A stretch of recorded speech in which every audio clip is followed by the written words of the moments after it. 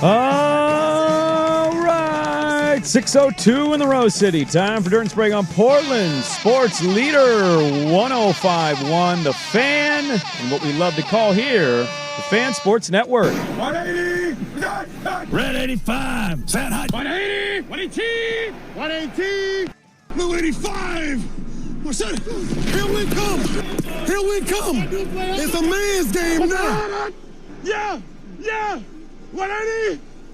What's that? Hot, turbo, that. Somebody jump on sides, damn. Here we go. Good morning. Happy Football Friday, everybody. What is happening?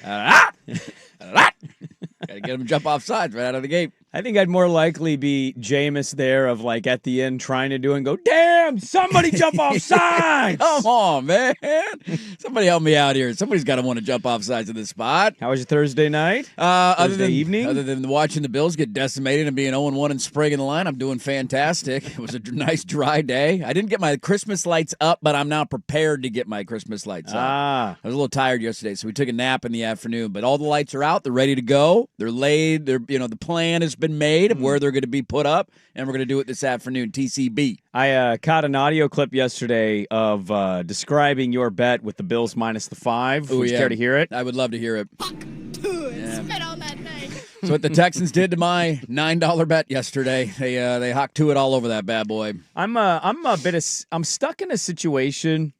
So you told me the weather is good up until like Saturday night, right? Basically, yeah, until about Saturday evening. It looks like a little dry. Now, next week it could change, but as of right now, it looks pretty gnarly. So I told my wife this. Mm-hmm. We only have, the light projectors. They send like a million dots onto your house. Sure. That's the lights that you guys do. That's about it right now. We don't have... You don't put anything on the gutter, no. nothing around a tree, none of that stuff? Well, no, because here's the problem. We went through our lights, and we found that one strand had half the strand not working. This is what we did yesterday. Yep. Another strand didn't work at all. Yep. And so I ended up kind of just throwing them.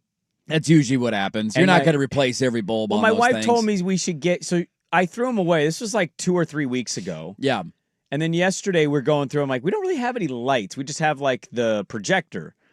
And she goes, yeah, we should really get a kit to fix the fuses. It's really a waste. And I said, where was that insight when I was throwing the strands away? Like 2 weeks ago when all those ended up in the trash can? Can I also give you a take? Maybe that's just a first world thing. I'm not going through that effort. Is it an easy thing? I've never done it before. I'm sure listeners will make fun of this comment of, you idiot dirt, it takes 2 seconds. That's just time and effort that I'm not willing to put in. Well, I think the listeners that do fix it will chime in and tell you you're an idiot. It's as simple as this, but like... I don't even know where to look and start. Now I got to go watch a YouTube video on how to do this. I got to cut a potato in half to even unscrew the broken light bulb. The broken glass light bulb that break, like when you drop them on the pavement on accident. Even level. Oh, dude, it's the absolute worst. It really is. I'll go through the strand and like have the replacement lights, and let's say there's like 4 that don't work, and it's just a light bulb is out thing, and you replace it. Like, I'll go through that effort. I'm not throwing the entire strand out because there's one bad bulb. That I'm not going to do. But if half the strand isn't working, that's too much time and effort. Yeah, don't you assume that the whole strand's dead? Basically, yeah. That's kind of what I assume. What, am I only going to hang half of these lights? I'm going to hang them up and only half of them work? Now I got to go buy new lights, man. I know. It's a little frustrating because I do like strands of lights, like actual lights. It looks better than the house one is a good addition to a decoration for Christmas. It adds, yes. It adds a nice little touch of flair. Yep. It's constantly going. It's very easy maintenance. Right. There's no doubt the benefit of the projection lights, but you can't beat the lights on the gutter. You just can't do it. No, you really can't. Especially, you get them all colorful, lit up, or they're not bending over. You put them right in the clip. It looks phenomenal. I told you, I want to say it was the end of last month, I really contemplated calling one of those light installation companies that charge you to just put up the Christmas lights, but they do it perfectly. Yeah, we got a few of those in our neighborhood, and every time I walk by them, I'm like, God, that's what you should do. I'm afraid to call. Because of the price? Yeah, and I also think they're going to just randomly reach out to me at different times of the year and be like, "Hey, man, you like 4th of July lights? Hey, would you like to change these to red, white, and blue right now? I'm afraid of that. I don't. I've been spammed a lot lately. That happens. I'm getting calls from like it has names of people now. It doesn't just say spam anymore. Yeah, the technology is advancing, and we're not advancing fast enough to stop it. No, I found out people are stealing phone numbers. Oh, that's cool. So if you ever answer a spam, look, we're not 100% hit rate on ignoring the spam calls, right? You have different things in your life, and you're like, oh, that could be the call I'm waiting for. Right, somebody's reaching out to me. So, and then you hear the boop, and you're like, damn it. Is this Andrew Johnson? Damn it, you don't know me. Click. So they call you, and people can reverse engineer taking your number. Oh, this is wonderful news. And so when they spam like businesses or hospitals or something, those companies can call your phone and be like, is this Nora? And you'd be like, no. But then I'm worried that that's a spam. So I'm trapped in a spam web right now. Too much spam going on. So that's why I haven't called a light company. I kind of want to do it. I think it makes the house look cool. I really love Christmas. Might cost me $100 some, maybe more, but getting it done once and then having them up permanently would be really nice. I think they remove them. Oh, they remove them? It's their lights. Oh, okay. Maybe I'm wrong on that. That changes a little bit for me. Like I want to pay you to put the lights on my house, and then they stay on my house, and then I have the ability through an app. Do we have this technology where I can just go change the color of the lights? Is that possible? Does that exist? Because I'm okay. Like I don't know. I'm cool having like white, just normal lights up. You know, you get those ones that you like string in your backyard. Like having those on my gutter. I don't know if I'd have them on every day, but I'm okay with that. And then you change them to like maybe an orange and a purple for Halloween. Now I'm in the mood for Halloween. I just change the color. A red, white, and blue. For a little 4th, red, white, and blue for the 4th. Yep. You know, I don't know what it'd be for Thanksgiving, but maybe we make them orange or brown. Ooh. You could get creative with that, whatever you want to do, or you just jump right into Christmas. I want the ability to just change them on my phone, but you put my lights up and then they just stay up there. So that's what my neighbor has. He has the under the roof ones that like stick to your house year round. Right. And on the phone, he can change change the color of the lights. lights. You can have like 4 or 5 different colors. This is what I want. I need this in my life. Because you could use green and yellow twice a year. You could use it for duck playoff games. You're damn right I could. And you could use it for Masters. See, I'd love this every day. Like on a Saturday, you wake up and you change the color of your lights. It's a game day. This is the lights, and I'm going to go with this color. Right, yeah. Now we're on to something here. Know, TM. It's only $300. See, that's not that bad. At the big box store for like the big official strand that does this. And then you pay somebody a little time and effort to come put them up for you, make sure they're professionally done, because I can hang a light, but, you know, I'm not a pro at it. I want to make sure if these are permanently on my house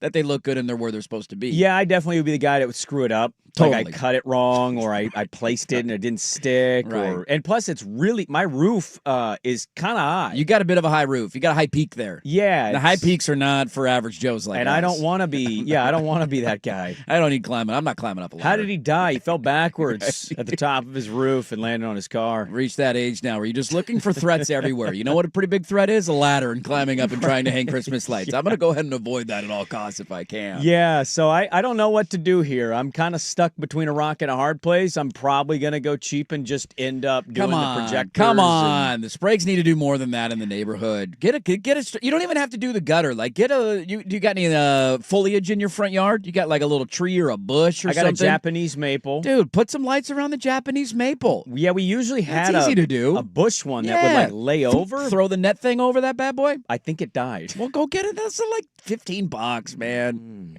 I don't know, man. I was at Ace Hardware yesterday buying some new lights. Just go get a Bush one. Were you really? Yeah, we walked up to get it. We needed to see what we had. Because you always forget what's in the bin, right? You got to go through the bin. And then to your point, you got to plug them all in. Do any of these work still? And it's like, all right, half this strand's out. We need one new strand here. Maybe add this here. So we walked up to Ace Hardware and got some new lights yesterday. You know, it's incredibly lazy to say this, but I feel like even when one light goes out, I'm so lazy. I don't want to drive to the store just to for replace one light. I kind of just let the one light be out. And then when it gets past 2 lights, I throw it away. I do that if I hang the lights and then I notice, like, say the lights go up week of Thanksgiving, or for me, I'll put them up today. I don't know if I'll turn them on yet, but they go up. You turn them on. It's like December 9th. and then you look up on your gutter and like 3 of the lights are out, You just leave it. those are going to be there till after same, Christmas. When I take them down, I'll try and remember which lights are out. I probably won't, and then I'm going to plug in the strand next year, and maybe the bulbs will get replaced at that point. I shouldn't be surprised. I will say this year, I feel like I'm seeing more Christmas stuff in half of the last week to 2 weeks. I heard a thing on the news the other day about this, that people are decorating a lot earlier. Well, there's a study. They've actually done studies on this. And Makes you happy. Look, you can crap all over it, but science says the people that decorate earlier are actually happier people. Yeah, without a doubt. It brings a smile to your face. It does. You're walking around your neighborhood and you see some lights. You're taking the dog for an evening stroll. Yeah. You see a nice... It makes it feel warm and fuzzy inside. Absolutely. Why would I not want to feel warm and fuzzy inside? Why am I robbing other people of that warm and fuzzy feeling? So if you're going to spend your afternoon today after the show putting your lights up, I would ask, why would you not just turn them on? That's a good question. I probably will. I'm mainly saying that so I don't get shamed while internally knowing I'm going to turn my lights on. If I put the time Who and would effort... shame you in your neighborhood over I don't this? know. I don't think that... Nobody on my block has any Christmas lights up yet. So Be the first. There is that weird, Be a pioneer. do I want to be the first one? Yes, you do. And then everybody's looking out like, oh, this guy's already got his Christmas stuff up, huh? Now I'm worried about what people are thinking about me. It's my first Christmas in a new neighborhood, You man. know what you're going to be? You're going to be... Is there like a group chat, you think, of neighbors? I think there is that I'm not invited into You're yet. not on it yet?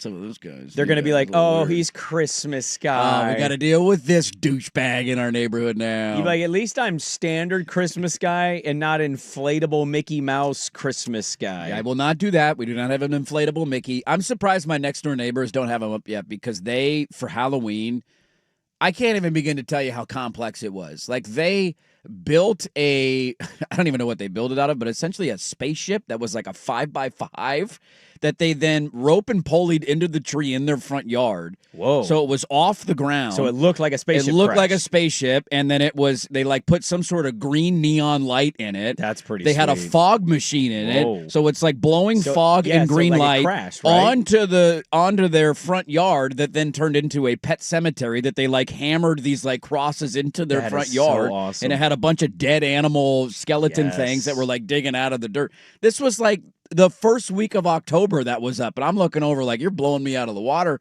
and I'm getting nothing for Christmas yet. I'm a little surprised. Maybe they're just super into Halloween, and that's the only holiday that they decorate for, but it was impressive. Yeah, I'll be curious to see. Maybe they're just month of. You know, Very well could be. or maybe they're like you. They're Very well waiting could for be. a good weather day close to the end of the month. I'll say this: you could be first, and maybe you get a little judged for that. But it sounds like you might also not win if they also. I'm going to decorate get for blown out of the Christmas. water, dude. I got nothing special. Like you might have a Clark Griswold next to Yes. your strand of one lights. We're across going your roof. across the gutter, maybe a little bit on the railings. I might do something in the front yard on a tree. We got a tree in our front yard. That's Okay. about all I got, dude. That's all we're doing. Yeah. Around the house, but it's not that impressive. You know the one thing I've always wanted to do, but I never will. Have you ever seen the cars with lights on them? The Christmas lights regular on the person cars? I have seen those, yeah. There was one in Happy Valley, and I'm not kidding you. Every square inch of this car was covered in strands of lights. It was driving down Sunnyside, and How I'm do we like, do that? whoa! do It we- looked like a Clark Griswold house, but on a Yes. car. Do you tape it? Do you? I don't know. What's the protocol there? I have a strand of lights in my car on my dashboard. I mean, that's pretty cool. and I just put batteries in it. I put a button on, and it turns on at night. Yeah, that's badass. I That's like cool. that, I but like I don't know how you get it to stick to the outside of your car. What if it really rains? How's that staying on there? Is that Dude. good for your vehicle? I think this show just exposes how truly stupid we are. We're idiots. Yeah. with a lot of like basic things that people do. Very and simple can things. do. Very simple things. Somebody said when I turned 40, I started weighing home projects versus insurance deductibles or ER copays. It happens, gentlemen. Yeah. Careful on those ladders this weekend, everybody. I know Yeah. they're going up. Just careful up there. all right? I know. Head on a swivel. Be prepared. I'm scared of my 8-foot high, like lower part of my roof. I'm like shaking on the ladder that high. How do you think I'd feel 45 feet up in the air? I'm terrified. Yeah, no thank you. All right, well, we got a lot to get to. It is a football Friday. It A is. lot of football today. Swigard doesn't strike me as Christmas-like guy. No. Barely decorates I'd be willing guy. to guess that you don't have, like, other than the wife putting things up, do you do anything to decorate for Christmas? On your own? I did all the indoor stuff last year. What is You that? put up the indoor I put up- decorations? we have a fake tree Okay, because that's just easier. that's fine. And we have some decorations, knickknacks, things around the house. Sure, little snow globes. we do have a wreath that goes. We have a little gate that opens. So there's a wreath that goes on the gate that is lighted. Oh. Proving us wrong. I didn't see this coming. We had a neighbor that did, he was a painter, but he also did Christmas lights. So he just kind of did them for us. That's nice to have. It was nice to have. And then, but yeah, I'm not climbing up. No. Yeah. I keep thinking about ringing like the garage door. Yeah, that's an easy one to do. It's a one garage. Yeah, it's got not an attached high. garage. So I should do that. The garage is simple. You don't have to get too high. Easy to hang, easy to take down. Do you like Simple. lights? Yeah, I'm fine with lights. Christmas, you're in. You're in. Yeah, I'm all for Christmas. Okay. So I'm trying. Probably I gotta. There's a lot of basketball in the next 2 weeks. He's got a tournament this weekend. Yeah, Oh, the have fun with that. Pilots got a little home 14 tourney. tournament starting this evening. You better get it done today. And then they got a game the night before Thanksgiving. And Yeah, you then gotta the get women on have this, a tournament Thanksgiving weekend. Dude, you're going to look up, and it's going to be December 15th. Yep. But then You they have a go week to on the go. road. So that first week of December opens up. And if I get a clear day, I will probably All right. get after it. No, Christmas stuff fun. I usually go get at Costco, you can get that thing of poinsettias. Oh, yeah. And we kind of put a couple by the fireplace and Yeah, you got to have the poinsettias in there. Yeah. That's a good touch. You need some color. I want to buy a leg lamp. There's a house kind of adjacent to my neighborhood, and it has on the second story a window, just like a circular window. Sure, by tiny itself. little window, probably maybe going like up a a little staircase or porthole something. window. Yeah. And they keep year round. They keep the leg lamp up Year round. in that window. Wow. And light it at night. Fragile. Yeah, it's Ballsy move year round. I like that. I kind of like it. I want to It's put one in the man tasty. cave. I just, it's an added touch. It's like $30, I think. I don't think. I It's know. That I bad. think I can find one on Amazon pretty cheap. I'll probably buy one. We got a lot to get to today. Let's start with the playoff picture in this sport. Yes, the playoff picture. What am I talking about? Probably football. Probably football. Probably Yeah. football. And the Bills That's a good losing. guess. Well, That was we can do what that, the hell yeah. was that? All right, let's get to that next on The Fan.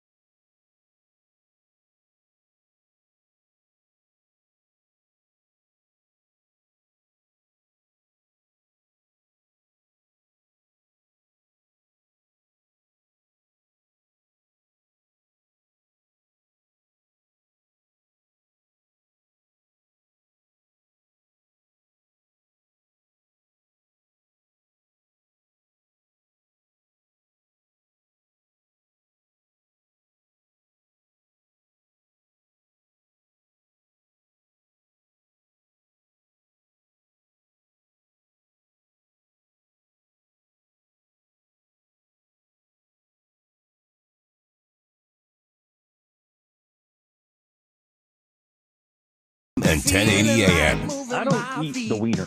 All right, welcome back in. A Football Friday edition.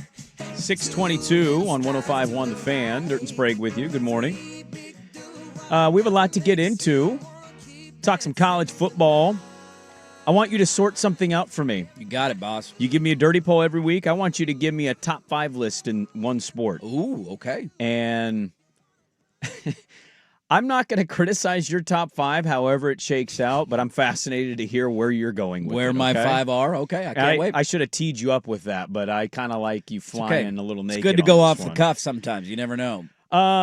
Tough night for the Buffalo Bills yesterday and Josh Allen. Houston Texans get the home win on Thursday Night Football, 23-19, the under hit. How sick was that 4th and 27 play, though? That was pretty cool. The wife had... that was the coolest moment of the night. That was the wife's introduction to the hook and ladder. She'd never seen the Boise play years ago? She'd never... No, God, no. She wasn't watching the Fiesta Bowl of 2000? What the hell was she doing? I'm fairly certain my wife would watch zero football at this point of her life. She's going to turn 39 next year. Yeah. Fairly certain in saying she still, at this point, if I was not in her life, would not have watched a single game of football. So it's all about the love of the relationship. She's willing to watch it because of you. She did ask me and goes, you think you'd watch this much football if you weren't doing your job? And I said, I'd probably watch a little less. Like, there's games I truly don't care about. Personally care about that I'll watch for the show's sake. But I watch all the big ones. And there's a big umbrella of what I define as big ones. Yeah, football would not, if I didn't work in sports radio, football would not be in my category that I watch less of. There are things that I would watch less of, and football is not one of them. You wouldn't be cutting back on some of the college games that you probably watch No, I wouldn't. Really? I love it, dude. I love it. No, College I get football, it. I do too. Yeah. But you watch like Auburn, Missouri. What I would cut out is Blazer games. Meaningless regular season Blazer games when they're bad and the season's not going well. Like I'm the only reason I'm watching this at this point. Tell me how you really feel. Is so we can talk about it on the show tomorrow. Not right now. I'm not saying that's where I'm at right now. I'm saying there have been a lot of moments like that in the last 4 years when this is a tank and it's like, hey, what about Delano Banton? You want to talk about him for 20 minutes? Is he the future? Still on. That level of Blazer fandom, that's where I check myself at the door. Coming up next, Cup Check tonight. Blazers Warriors. How into it are you? Hey, is Drew Holiday back? Do we have any healthy bodies? How many players are available? Holiday, Shaden, and Rob Williams all questionable. The hell, Rob Williams? Why is he questionable? Well, he's Rob Williams. Is he just questionable in every game? Pretty much. Yeah. I thought it was good news. That second of a back-to-back is the only reason he didn't play the other night. Shaden and Drew are questionable. That's good news. Well, hopefully they play. Yeah, fingers crossed. Because if they don't. You could argue they're like our Josh Allen. Josh Allen played last night. That didn't did. matter. No, it did not, because his offensive line couldn't do anything for him. I'm going to ask you a question here. Yeah. Is Josh Allen... Ooh, give it to me. You got a take brewing over there. I could feel it. I could sense it. I don't have it. You know what you are? You're like heating up a pot of tea, little kettle. You got a kettle of boiling water going, and you're starting to get that whistle, that... Just before it starts whistling.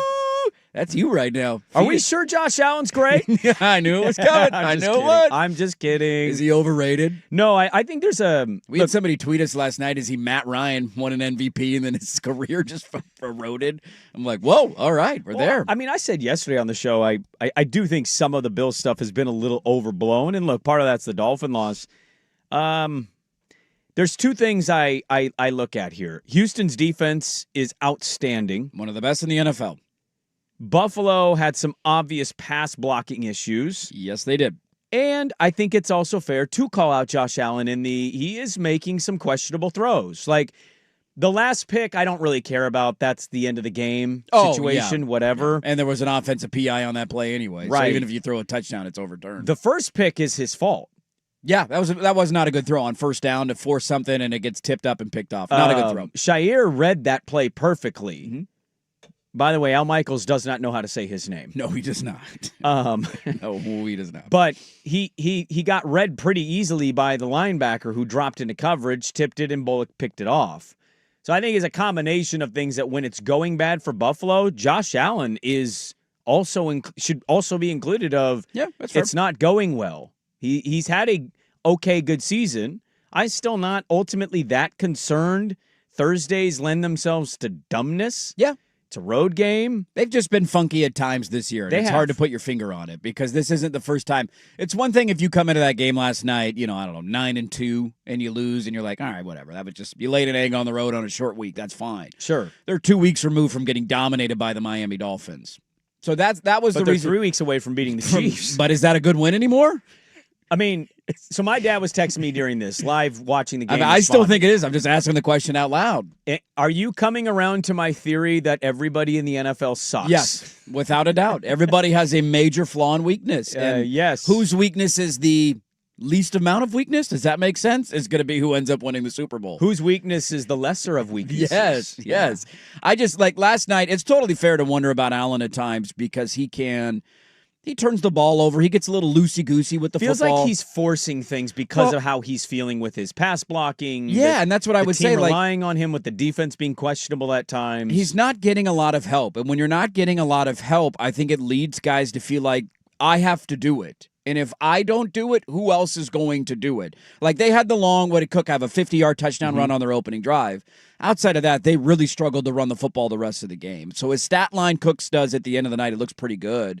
And then you realize half of his yards basically came on one carry on the first drive, and everything other than that was a bit of a struggle. His wide receiver, Keon Coleman is a healthy scratch again. Well, let's talk. I think that's the underrated part here too. We talk locally about our draft picks, right? Scoot, is Scoot going to hit? He was not playing. No. Right? Part of the reason you succeed as a franchise is you hit on the high-quality, First, picks. second-round picks are huge. Dude, they drafted Keon Coleman, and he's had maybe 2 or 3 moments so far in his career. It's been not good. Yeah. That was somebody I thought would be a stud in the NFL. It's not working. He clearly has an attitude problem. Clearly has some kind of internal issue because, as you mentioned, back-to-back healthy scratches. You want to talk about problems? He was late to a meeting. They suspended him, and then he was a healthy scratch last night. I mean, his pass blocking's not amazing. Houston's defense, again, is pretty stellar. Yeah. The guy you drafted to be your number one is not a number one. He's not a number 2. He's barely a 3. He's not even playing and at this now moment. He can't even play. He was supposed to be the Stephon Diggs replacement, and that has not worked out well for them so far. So, I mean, that's a glaring issue for them at wide receiver. It was at times last year. I still think Shakir is a good player, but it's very similar kind of to the Chargers, if you will. Like, Ladd McConkey's a good wide receiver. I think Shakir is a good wide receiver, but I don't look at them as that's not a bona fide one. That's not a guy that you have to plan a game plan around in order to slow down and stop. And so they just don't have that in their offense right now. And I also just think the reality for them is for Allen, when you're under siege that much, life is just hell. There's just not a lot that you can do. And there's times that, he probably could have gotten rid of the ball quicker. They schemed up that one throw to Shakir where they motioned him into the backfield. I think that was a 3rd and long, and they hit him in the flat, and they ended up having to kick a field goal on that drive. So they were able to scheme things up occasionally. But the rest of the game, it's like you snap it, and within 2 seconds, if you're not getting rid of the football, here comes Anderson or a defensive tackle in your face. And then the corners, they got elite corners as well, and they could just sit on the underneath stuff because they know you got to get rid of the ball quickly, so everything's got to be out of your hand within 2 seconds. And the corners are going to sit on those routes, and you just can't do much as an offense. And so it's just the reality. People want to call it excuses when we talk about other quarterbacks. When your offensive line is playing, he was sacked 8 times last night. Now, not all 8 were on the offensive line. You can't function as an offense if you can't pass protect and you can't run block. That's just the reality of football. Meanwhile, keep an eye. 2-1 without C.J. Stroud, Houston. They started Stroud in that Denver game, but he got knocked out of it, and they couldn't do anything offensively, and Denver got the win. But this was them last year. They got hot, and defense got going. You're like, here we go. Look out for that defense, man. They were on the football yesterday. Yes. Had some big pickups. So Houston gets the win on Thursday night. Buffalo stumbles and falls. They're 7-4 now. On the year. We have a lot more to get into today. We're back with more, but first, Swag with the sports update. Now, from the George McCoy and Warren Allen Sports Desk, a Sports Center update on the Fan Sports Network, 105.1 FM and 1080 AM. Brought to you by 808 Hawaiian Restaurant. Mixed plates like Grandma used to make if your grandma were from the Big Island, Woodstock, Burnside, Beaverton, or online at ate-oh-ate.com. First on the Fan, 7th-ranked Oregon Ducks looking to take a big step towards securing a spot in the college football playoff with a win over 15th-ranked USC tomorrow afternoon at Autzen Stadium. Oregon currently a 10-point favorite. 12:30 kickoff right here on the Fan. Our live pregame coverage from Eugene begins at 8 a.m. Texans defense hit Bills quarterback Josh Allen 12 times, sacked him 8 times, picked him off twice in a 23-19 win that gets Houston back over 500 and makes it extremely difficult for Buffalo to catch the Patriots for the AFC East Division crown. Trailblazers beginning a 3-game road trip tonight in San Francisco. They take on the Warriors in an NBA Cup game. Shaden Sharp, Drew Holiday, Robert Williams III all listed as questionable for Portland. 7 o'clock tip on KUMP Xfinity Channel 1016. Portland currently 7.5-point underdogs. Seahawks trying to get back in the win column on the road at Tennessee Sunday morning. 13.5-point favorites over the Titans. Seattle trying to hold on to the ball. They've turned it over 12 times in their last 4 weeks. Kickoff 10 a.m. here on the Fan Sunday. Our pregame coverage will start at 8 a.m. More sports scores and stories in 30 minutes. Jason Swigart from the George McCoy at Warren Allen Sports Desk. Hurt missing work. Insurance companies acting like jerks. Don't call your mom. Call George McCoy at warrenallen.com. The Fan is live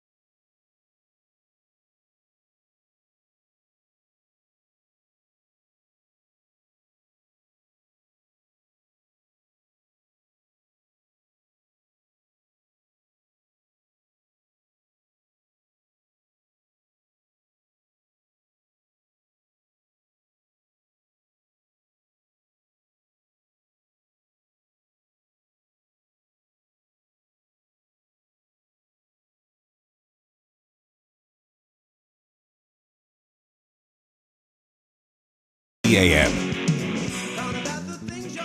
This is going to sound ridiculous to you, but I was thinking about this yesterday. Mm-hmm. Is it possible that Sunday at 10 a.m. there is a game happening where it's more important for the far and away first place 8-2 team than it is the third place 5-5 team? What game could you possibly be talking about? Well, I look, you know that my stance on the Kansas City Chiefs is quite clear. Yes. Until I get the graphic, I will not be the one to eliminate them. Yes. Okay? You're not going to go Nope. on the nail. I'll take one nail, and we're going to hit that thing as hard as we can when we see that graphic. Till the stake goes through the heart. Yeah. Whammy. Yeah. Have you seen Sinners? Michael B. Jordan's twin brother survives. Spoiler alert. Damn it, dude. I haven't seen it yet. Nah, you're not going to watch it. God. The Colts going to Kansas City in Kansas City's most desperate hour. Travis Kelce is having a team meeting basically like, yo. This is it. This is inexcusable. This is it. Like, we can't be doing this.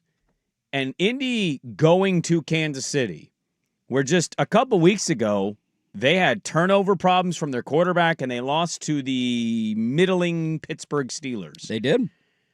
I cannot believe I'm saying this. Kansas City's a 3.5-point favorite. What does that tell you? This might be, crazy as it sounds, much bigger game for the 8-2 team than it is the 5-5 team. I understand the argument, and I actually don't really disagree with that much because I look at the rest of Kansas City's schedule after this weekend. So after this, they're on Thanksgiving because, of course, they play at Dallas on Thanksgiving. Mm-hmm. Then they get the Texans at home. That's a Sunday night game. Then you get the Chargers at home, who don't have an offensive line. Then you play at Tennessee before hosting the Broncos and going to the Raiders. Like, the rest of their schedule is incredibly manageable. It's manageable, yes. After this weekend. The scariest team on there is Denver right now, but that was a back-and-forth game in Denver. This one's going to be in Arrowhead. That's a Christmas night game, by the way, on Prime Video. And will Denver have things? That's the second to last week of the season. I imagine that they will, but yes, I agree with you there. But Teams it is won't sit that far out. Second to last week of the season. So I actually agree with the take that I think there's a little bit more on the line for the Colts in terms of them being a legitimate contender. Now, in the face of this argument, though, could be even if they lose this game, the Colts could still come out of nowhere and win a couple of playoff games. Like them losing on Sunday does not mean that they can't win a playoff game. But I think going into the postseason, you need another win like that under their belt in order to have any level of belief in them. And then the added impact now is just simply the idea, and I don't know how fearful they are or anybody is of this happening, but that win last night for Houston puts them at 6-5. Jacksonville is at 6-4, so Houston still hasn't had their bye week yet. And you're at 8-2, so it just shrinks a little bit. I still think the Colts will win the division, even if they don't win on Sunday. But it just all of a sudden that thought is in your head if they can't beat Kansas City. Well, I think this is the tough thing. Is like I've given Indy, I've given them their flowers. I think what they've done this year is remarkable. I think it should be talked about how great it was. They surprised a lot of people. Right? I'll never forget the Baltimore preseason game. I was in my gym working out, watching that, and I went, God, they suck. Yeah. And I thought they'd be one of the 5 worst teams in the league. They've been the opposite of that. They're 8-2. But when you think playoffs, we are very conditioned as sports fans to just be more familiar with the teams we've been seeing do this. Mm-hmm. And so I think it's going to be tough for a lot of people if they lose this game this weekend. Look, if you lose on a last-second field goal and it's an awesome game and Mahomes was Mahomes and comes up with Jones, a play late. Yeah, Jones doesn't have turnovers. It's just they were awesome and you were awesome and they out-awesomed you with a field goal. I actually think that can be a little bit of a moral victory for a lot of people that watch and want to respect some of these teams going into the playoffs. But if they go there and he has multiple turnovers and it looks a little Pittsburgh Steeler-ish, yeah. Nobody's buying. You might be right, but I will tell you, I don't think people are going to give them the ability to win multiple playoff games because right now, if everything is to kind of just keep falling with how it is, guess who walks in the wild card weekend? Josh Allen. Yeah. So, yeah, they didn't look great last night, and Houston beat them. But we'd all pick Buffalo to win that game in the But playoffs. you would be terrified depending on how the rest of the regular as a season Colt goes. fan with Josh Allen coming into your building. Yeah, the hard part about this, though, because I do agree with the take of, like, the Colts trying to prove something in Kansas City's schedule is very manageable the rest of the way. Like, Denver did this. We did this to Denver a week ago. A lot of us thought Denver would lose. Kansas City off the bye. Andy Reid's record is 22-4 going into it. They were coming off of a loss to begin with. We had a Denver guy on, and he was like, I don't feel great about this game. And they didn't play perfect, No. but they dominated when they needed to, and they won the football game, right? So, like, I think teams like Denver and New England and Indy, yeah, we watched Buffalo lose last night. Yeah, we're seeing Mahomes not even in the playoffs at 5-5. But there is an element in sports that you need these moments, not just for the fan or the media belief. You kind of need it in your locker room. You need to go in that locker room You gotta and have say, some belief, dude, yeah. we can hang with that team. Or, hey, man, we came into their building. They were desperate, and we won. Like, those kinds of teams need it. That was big for Denver, not just for the division, not just for playoff seeding. Like, that's good for your locker room. Yeah. That's big to, like, build on. New England, they're taking care of the bad teams. They beat Buffalo in Buffalo. They need to do a little bit of this as well as their season goes on. I think it's a big one for Indy. The tough part about the argument, though, because I do agree with the take, is that almost everything is out of control of Kansas City at that point. Like, even if they go on a great run and finish the season, what would it be, 6 games left, and you finish 5-1, whatever it is, it's all out of your control. You need help from everybody else. If they are to lose this weekend, then you just play out the schedule game, which is it becomes a dangerous very, thing to do in the NFL. Very difficult to look But the at Jets that. the Ravens get the Jets at home, right? Yeah. The Ravens, if they win that game and the Chiefs are to lose on Sunday, all of a sudden Kansas City's in 10th place in the AFC. Yep. And they have a head-to-head loss to Jacksonville, who is ahead of them in the standings. They have a head-to-head loss to the Chargers, who is ahead of them, and they'll get another chance. And that rematch is going to be massive. Yes, it will be. They have a head-to-head loss to Buffalo. So there's 3 teams ahead of them right now that have a head-to-head win over them. And so even if you go on a great run, like, I don't know where the Chargers are going to go the rest of the way because their offensive line woes, but we also just saw them blow out Minnesota a couple weeks ago and beat Pittsburgh. So they've been a very weird team that's laid some massive eggs on the road this year. Buffalo is a team that's very hot and very cold as well, where they can beat Tampa and, beat Kansas City, and then they get blown out by Miami, and then we see what happens last night. Houston might be a team that's hitting their stride at the right time. I haven't given Jacksonville much credit all year, but here they are at 6-4 and in the playoff picture if it was to start today. And so that's a difficulty for Kansas City. It's a really tough spot to be in where you don't control your own destiny. You could go on a great run and win some of those games that you're supposed to, but if you don't get help from X, Y, and Z ahead of you in the standings, it still doesn't matter. You're going to have a nail in your coffin. We will dive into Oregon USC today. Our daily ticker is going to be a hodgepodge of our guests that we've had and their thoughts on the matchup, the advantages maybe for Oregon, USC. We'll get to that coming up here at the top of the hour. Dirt and Sprague, we're back with more. It is 6:45 on 105.1 The Fan.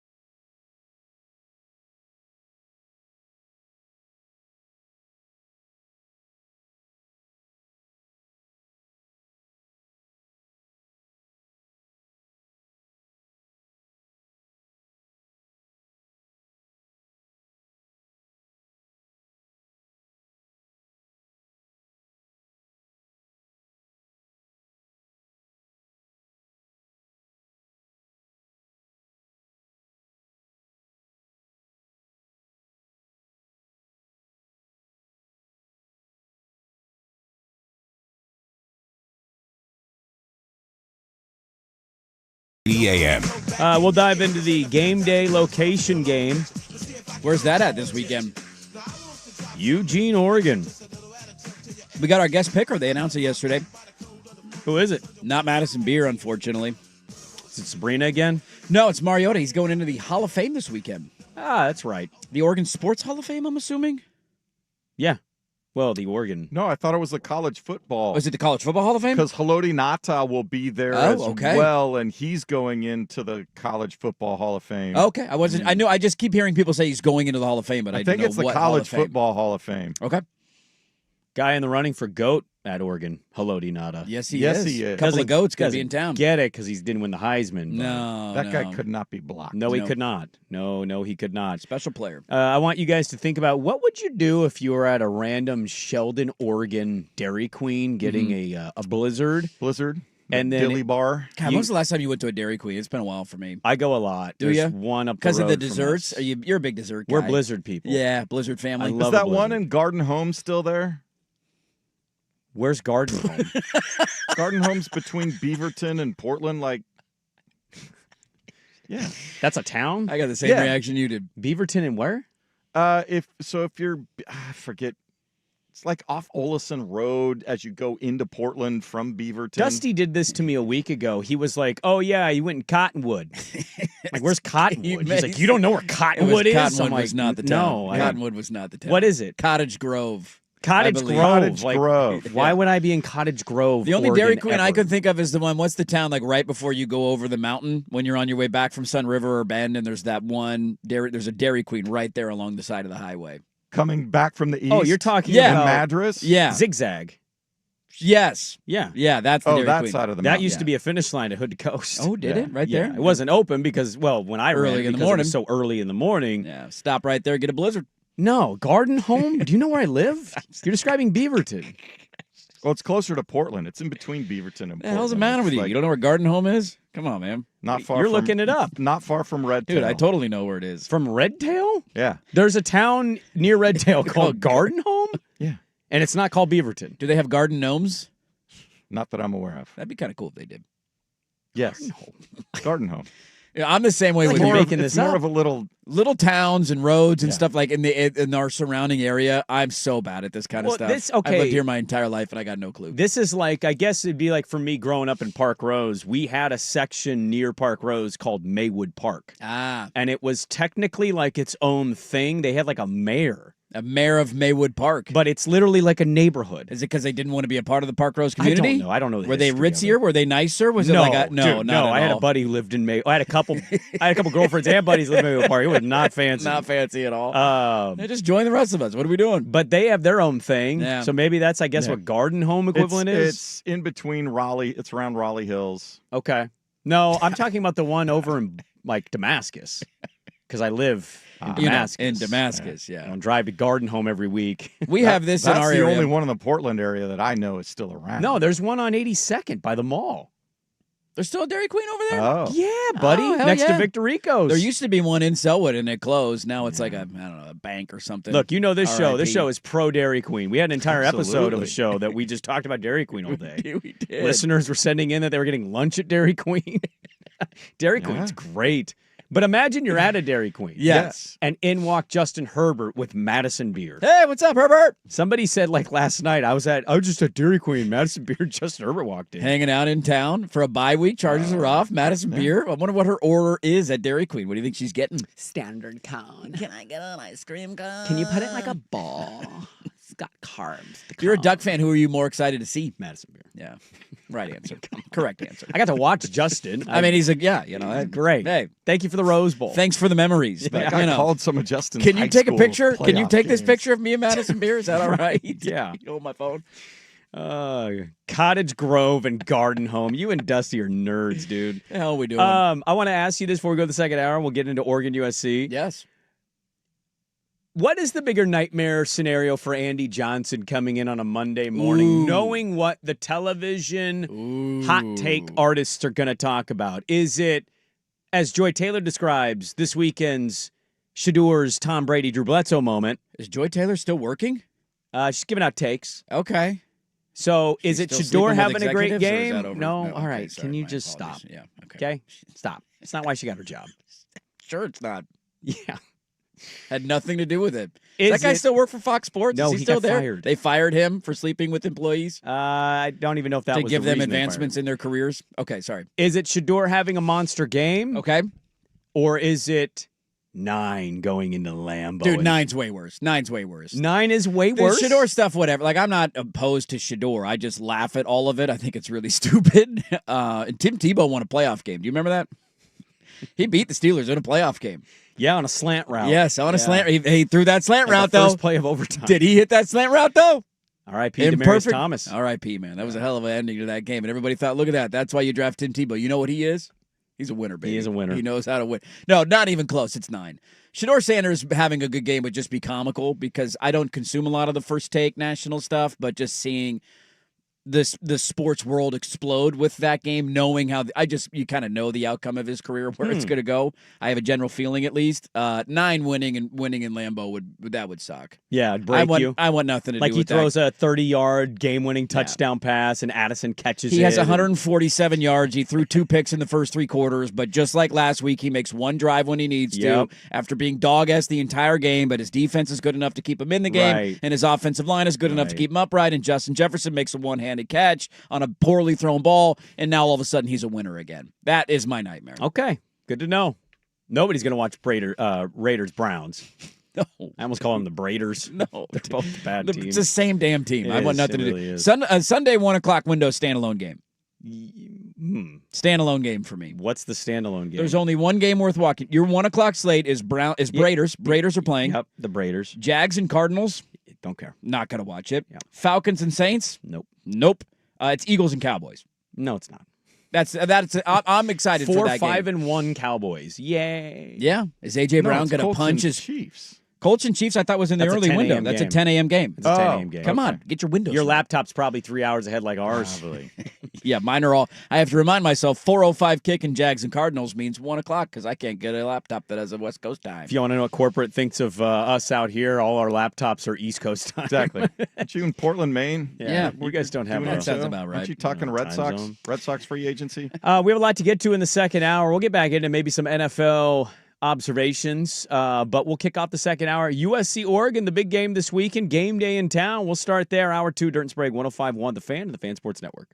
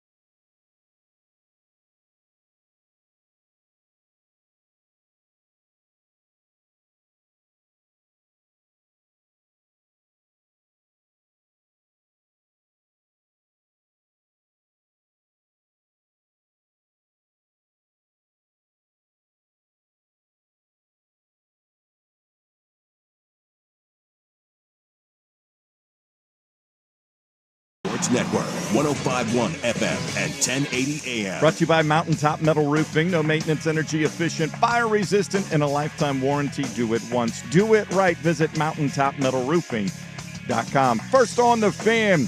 The Oregon Ducks, ranked 7th in the latest college football playoff rankings, can take a big step towards securing a spot in the playoff field if they can beat 15th-ranked USC tomorrow afternoon at Autzen Stadium. They're 10-point favorites for a 12:30 p.m. kick right here on the Fan. Our live pregame coverage from Eugene begins at 8 a.m. Josh Allen had a rough night in Houston. He was hit 12 times, sacked 8 times, picked off twice.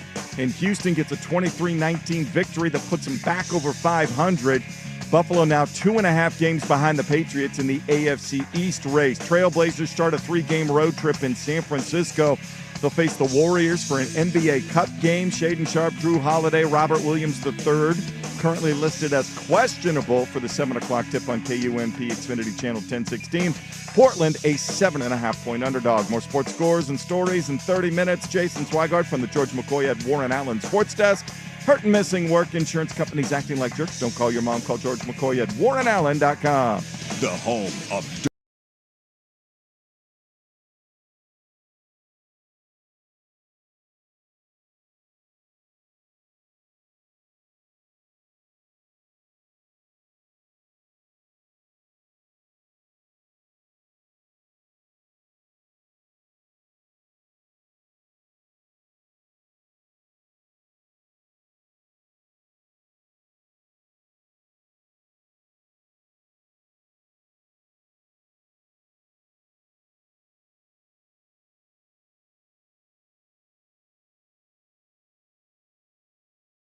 And it is our numero dos here on the Fan, 105.1, the Fan Sports Network, the conglomerate known as the Fan Sports Network, 105.1 FM, 1080 AM, the Odyssey app, and YouTube. Good morning. A couple of fun facts for you. Sure, because that's some what we fun do. Facts. Garden Home, it's just a neighborhood, so it's not a. It's like a sub.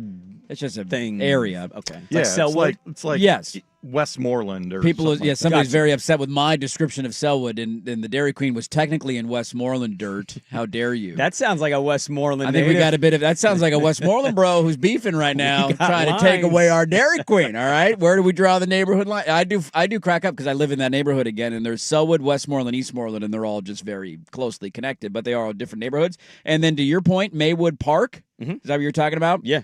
They fought the 205 freeway expansion, and that's why they there you incorporated it as a city, so they couldn't build the freeway through their neighborhood. Good to know. Fun I just fact. always heard that they were their own thing and they had a mayor, and it made no sense to me. But, I grew up around a lot of stupid adults who never explained much of anything. Why did this happen? I don't understand it. Yeah. Do those people use 205? Because they shouldn't be allowed to. For protecting their neighborhood? If you're using the freeway. We actually have a really dark history in our city of just, let's not talk about that. You ever read The Color of Law? Moving people out of the way forcefully to build roads. You ever It's read not the great. book The Color of Law? I have not, no. It's probably the most.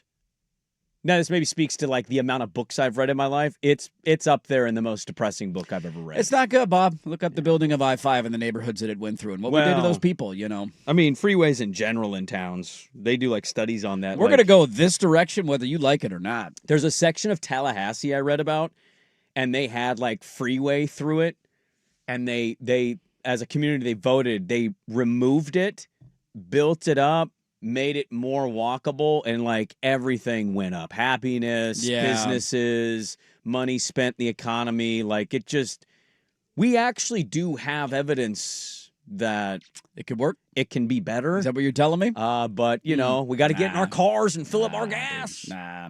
I also enjoyed one Steeler fan was like, great, thanks guys. I get into the car. First thing I'm reminded of is losing to Tim Tebow in a playoff game. That's my bad. Hand up. That one's on me. That's on dirt. That one's on me. I apologize. I didn't do that. I don't know if we'll get into it today. BetMGM says the Blazers are the second best bet to get Anthony Davis.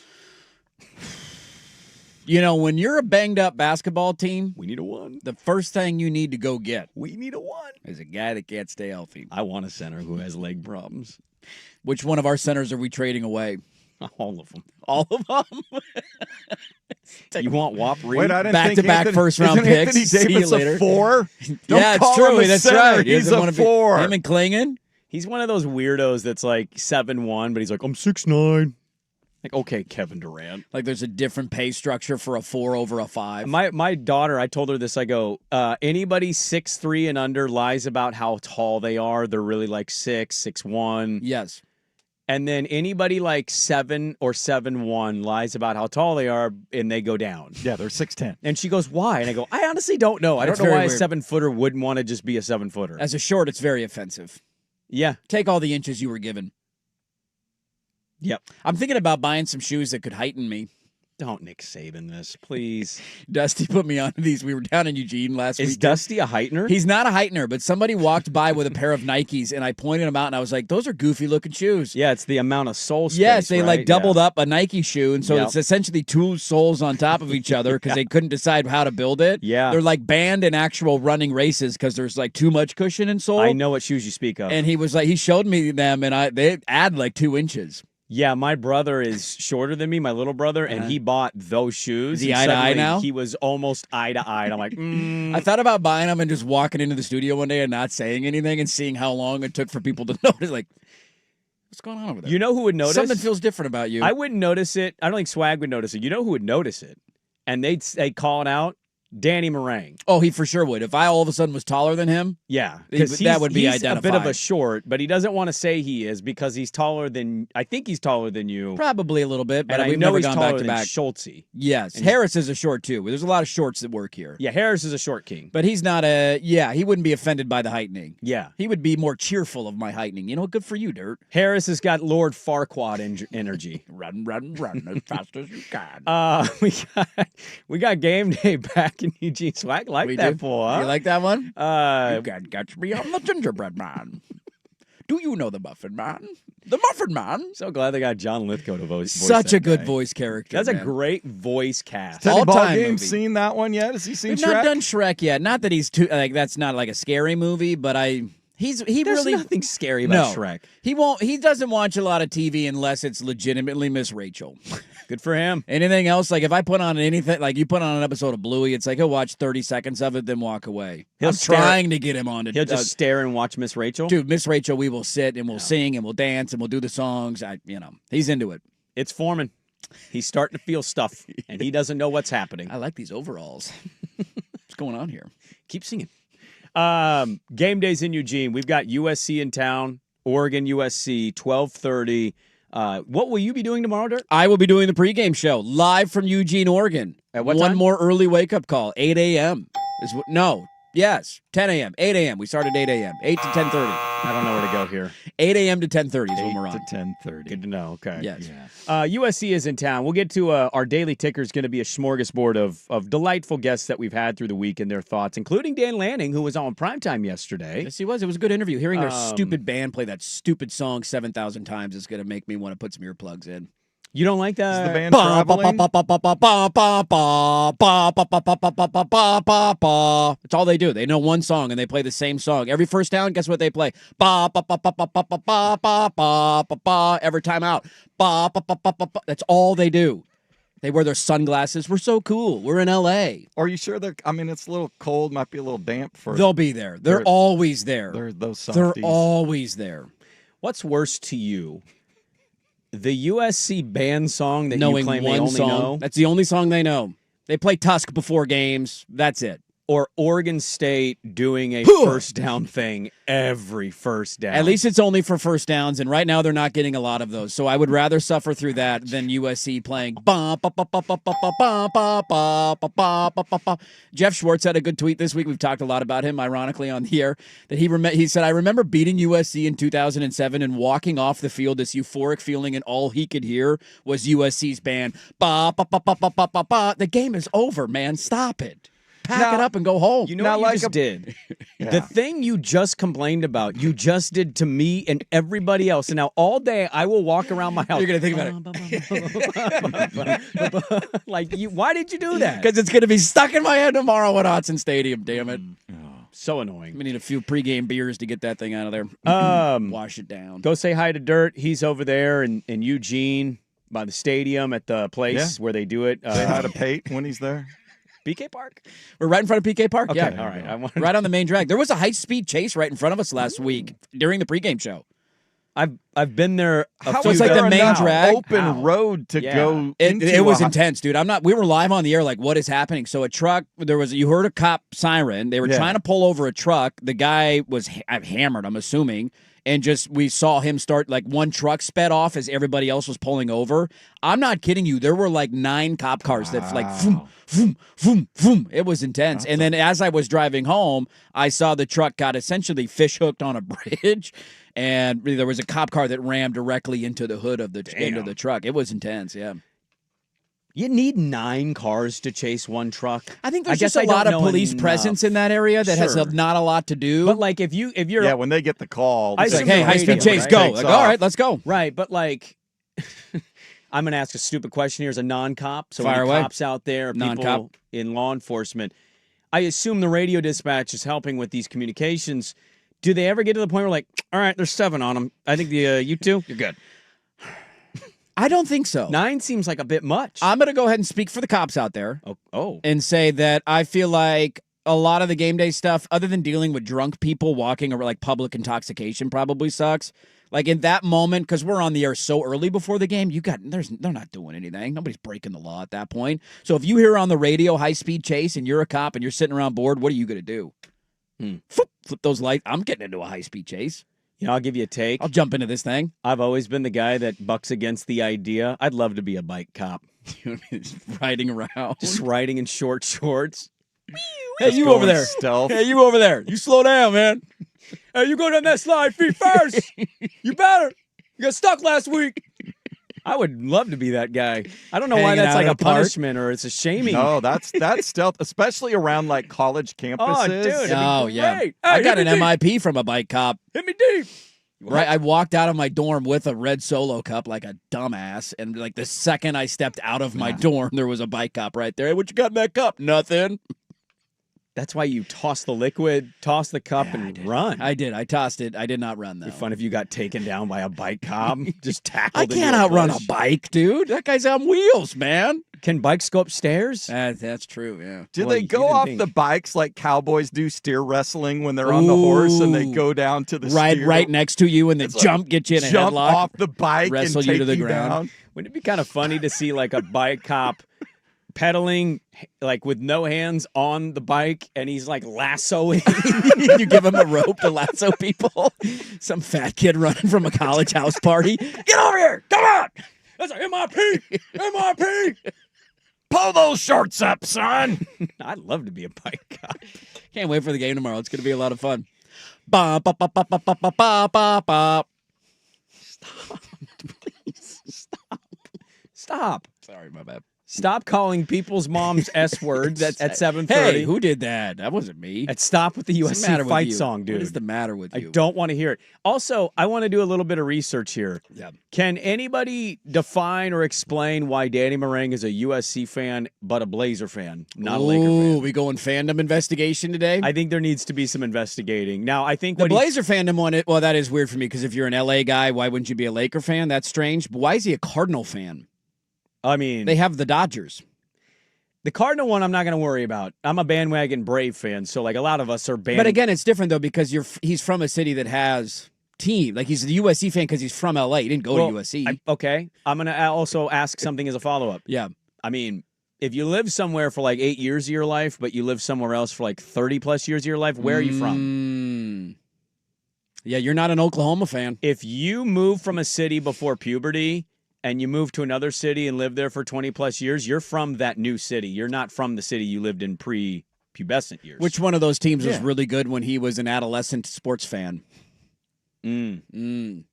Which team won a lot of national or competed for national championships and won Heisman Stuff we're going to trophies? need to ask him when we see him this morning. We need follow-ups Have you guys here. settled your bet? No, we haven't. You guys are really annoying with this. Yeah, it wasn't my idea to make a bet, so kind of balls in his court. We'll get to the Daily Ticker coming up. We got audio to get to. I want to ask this question. Do you guys subscribe to what we heard? I feel like we've heard it a lot this week on the show and off the air. Like, are you guys subscribing to USC is indeed on the upward? Or are you guys questionable on it like I am? So we'll get to that coming up next on The Fan. The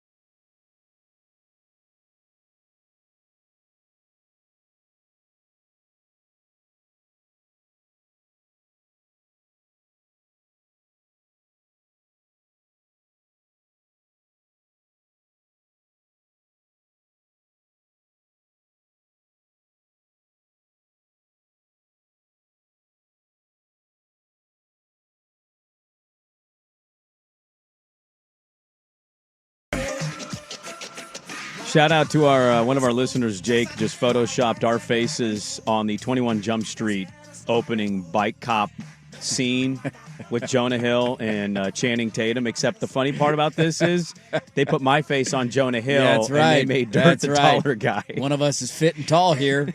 Let's get it correct. I love it. Accuracy necessary. I promise you I'm done singing the fight Magic song. Dirt. Somebody's threatening to meet me in the parking lot Dude, at 10 seriously, a.m. I'm like- done. I promise I'm done. I have to suffer through this tomorrow. I just wanted anybody who's So not going does to be at the everybody game else. to have a brief moment of that's what I have to live with. Do you think we don't hear that song on our It's television? not as loud when you're not at the game.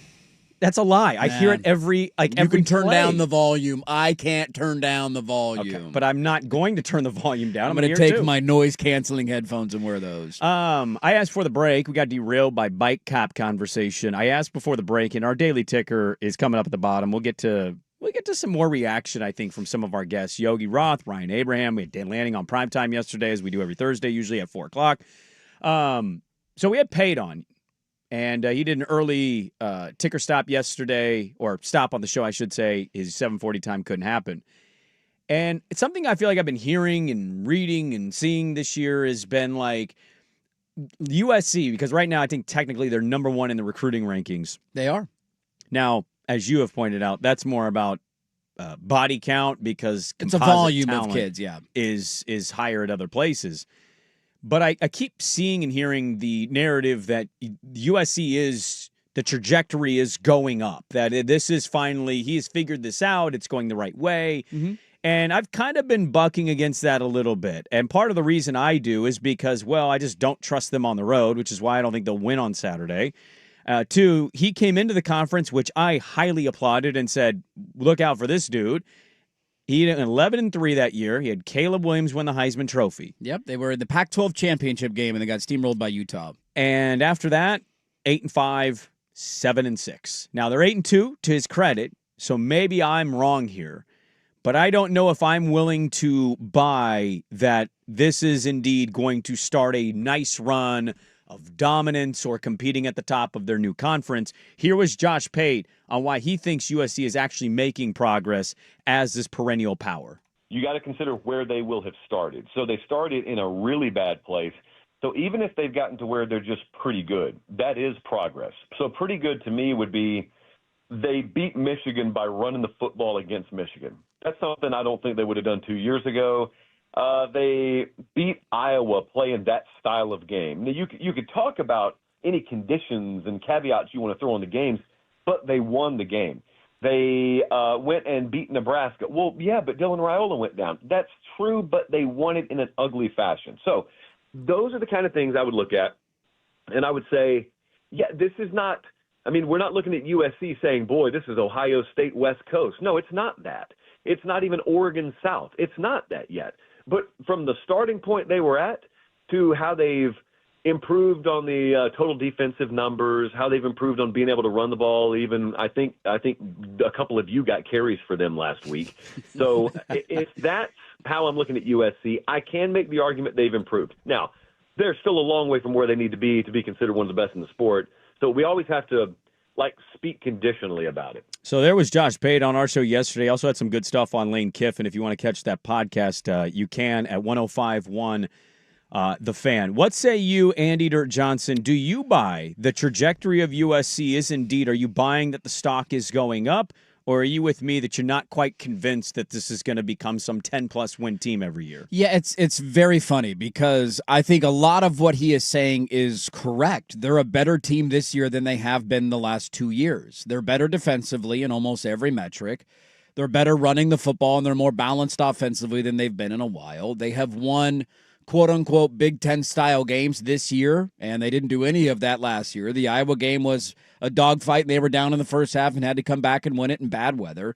And the Michigan game, I don't know how good Michigan is this year. They barely beat Northwestern last week. I'm kind of, hit and miss on Michigan a little bit, but it's a team that we know has a good talent profile, and they dominated that football game. That was never even in doubt or in contention. And so I think it's absolutely fair to say that they're heading in the right direction. Now, what does that direction lead to is the question that I'm still very I'm having a very hard time answering, because if they lose this weekend, which maybe they don't, maybe they win at Autzen and their offense goes off, then by all means we'll say, look at that, they're heading in the right direction. They're probably going to the college football playoff. If they lose the game, let's say the final's 35-21, and Oregon's defense kind of handles them, and Oregon runs the football as much as they want to, and they get bullied at the line of scrimmage, and that's the way the game goes. 9-3 is a step in the right direction. I think it's also an indicator, though, that they're still a long ways away from being the USC that we thought they were going to be under Lincoln Riley. If this was year one of Lincoln Riley, I would have no problem saying, look at the progress. Look what they're doing. They're clearly going in the right direction. Give him time. He's going to get there. It's weird because he's in year 4. And if he wins this game, it'll be an unbelievable season for him going 10-2. And if Lanning loses this game, it'll be, well, what's wrong with Oregon? And he's going to likely go 10-2 this season as well. Mm-hmm. And so I'm very much in the middle of this. They're definitely making progress. I also think they're a long ways away from being a legitimate contender. Yeah. The tough part I have is, like, if I took everything about last weekend, the weather and the stylistic nature of the game between Iowa and USC, but I put you in Kinnick, who wins the game? I would pick Iowa to win the game because there's not a lot of trust in USC on the road. I know what the record says. I grew up being a fan of this team. I don't think Michigan is that amazing. No. I understand. Especially at home. They're a different team at home and on the road. I understand they can run the football, but again, last weekend you can make an argument. Had a lot of moments to lose that game against Northwestern. So I don't really know how much stock I put. And then when you do the home road splits, right? We noted this. Jeff Schwartz had this. I should have brought this up, but I can pull it up. I got it right here in my notes. Jeff Schwartz tweeted out the home road splits, and like, they may not be the most eye-popping differences, but they're still massively different numbers. Some of them are massive. From where they go from home as a team versus on the road as a team. Their points per game at home this year is 45.3. Their points per game on the road is 27.5. That's almost double. That's a massive gap. Their points allowed at home, 19.2. Points allowed on the road, 25.5. So about a touchdown difference. By the way, the home numbers with their points per game, Missouri State at home, 73. Georgia Southern at home, 59. That'll help you a little Those two numbers right there alone just boost that number up. Yards per play on offense, 8.4 at home, 6 on the road. Yards per play on defense, 5.22 allowed at home, 6.08 on the road. You just go up and down. Third down on offense, 59% at home, 43% on the road. On defense on third down, 31% getting off the field, 45% on the road. It goes up and down depending on where they're playing. Rushing yards at home against Michigan, extraordinary. Yes. Rushing yards on the road at Notre Dame, sub 70. Had a difficult time doing it. It's not that USC can't do it. It's more like I think we're so desperate to have another West Coast, like a true West Coast team, be at an Oregon level. Yeah. That I think the minute it smells similar or looks kind of same record-wise, people want to anoint it. Now, I don't know where Washington's going to go if Fish stays, but we'll have to wait and see on that one. They're not there. Washington State and Oregon State are in sub-conferences. UCLA sucks. Stanford's irrelevant, and Cal is just middling. So, and USC is such a blue blood brand that dominated for so many years of all of our lives, despite how old most of the people are out there, that I think that when they get close to this, people are ready to anoint it a little before seeing it for longer stretches, where I think your point is accurate. If Oregon loses this weekend to USC, one, this will have aged very poorly, and people will blame me probably for the loss because, I play and I coach in the game. You do. Why'd you call that play on third down? But also, people will be quick to point out Dan Lanning's failures. Hey, he didn't make the playoff. What's wrong in Eugene? Yeah, it just as easily as we're ready to anoint the proverbial media or fans, USC, the same contingent is ready to downplay or negate Oregon the minute they have a hiccup. Yeah, and I would just say, I don't know I think the expectation for USC fan coming into the year was pretty level-headed. I don't think they came in thinking we can win a national championship, nor should we compete. No. I think Meringue, said they win 8-9 games, that's a good year, and they've already won 8. If they win this, I think they're going to beat UCLA at the end of the year. But year 4 with Lincoln is not a good year. I don't care. Right, that's the weird part about it. Is so if you want to tell me they're trending in the right direction, I will allow you to make that argument because they've gotten better win-loss record-wise, and again, there are a lot of metrics that point to it. I guess I would just ask, when do we hold them accountable?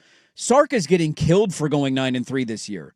He's in his 4th year at Texas. He's getting killed for the season that he is having. They were 7-6 last year, USC. Yes, and so 7-6. I get it that it's progress, but like, at what point do we hold them to a USC standard? At what point are you like, this isn't the Civil War where it's like, golly gee willikers, let's see if Oregon State can hang with Oregon.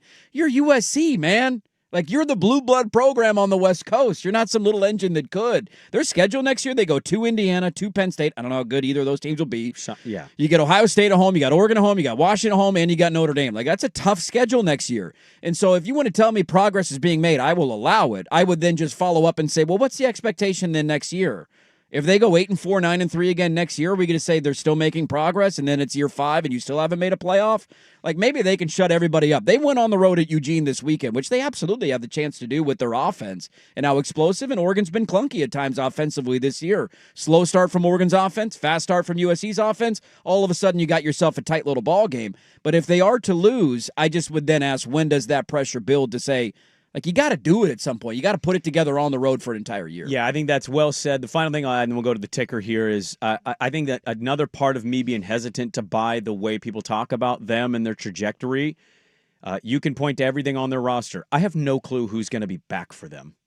That's what the sport lends itself to, is like, until I see you do it for a few years in a row, I don't know how confident I am that, this guy's back next year and that guy's back. Like, okay, let's wait and see on that. Yeah. I thought Sam Levitt would be back, and now there's rumors he might be hitting the portal. Like, I mean, their top target last year was Zachariah Branch, and now he plays for Georgia. He gone. Yeah. So, it's kind of a wait and see for me. I'm not ready to anoint them. It's all going to be great next year, and they take that step like they should. They got to show it on the road. They got a massive prove-it opportunity this week, even with a close, like, just hang in the ball game, show that you can hang at the line of scrimmage. Yep. And I think then the argument of you going in the right direction is much more believable. Let's do a hodgepodge of our great guests throughout the week for the Daily Ticker. We'll get to that next, but first, Swag with the Sports Update. Now, from the George McCoy and Warren Allen Sports Desk, a Sports Center update on the Fan Sports Network, 105.1 FM and 1080 AM. First on the Fan, 7th-ranked Oregon looking to take a big step towards securing a spot in the college football playoff field. If they can beat 15th-ranked USC tomorrow afternoon at Autzen Stadium. Oregon 10-point favorites for the 12:30 kick right here on the Fan. Our live pregame coverage from Eugene begins at 8 a.m. Texans defense hit Bills quarterback Josh Allen 12 times, sacked him 8 times, picked him off twice, and beat Buffalo 23-19. Houston back over 500. And the Bills now 2.5 games behind the Patriots for the AFC East lead. Trailblazers start a 3-game road trip in San Francisco tonight, facing a Warriors squad in an NBA Cup game. Shaden Sharp, Drew Holiday, Robert Williams III, all listed as questionable for Portland. Tip at 7 on KUMP Xfinity Channel 1016. Portland, a 7.5-point underdog. Seahawks trying to get back in the win column. They're on the road at Tennessee Sunday morning. 13.5-point favorites over the Titans. Seattle needs to hold on to the ball. They've turned it over 12 times in their last 4 weeks. Kickoff 10 a.m. here on the Fan. Sunday pregame coverage at 8 a.m. More sports scores and stories in 30 minutes. Jason Swigard from the George McCoy at Warren Allen Sports Desk. Hurt missing work. Insurance companies acting like jerks. Don't call your mom. Call George McCoy at warrenallen.com. The home of Ducks Game Day.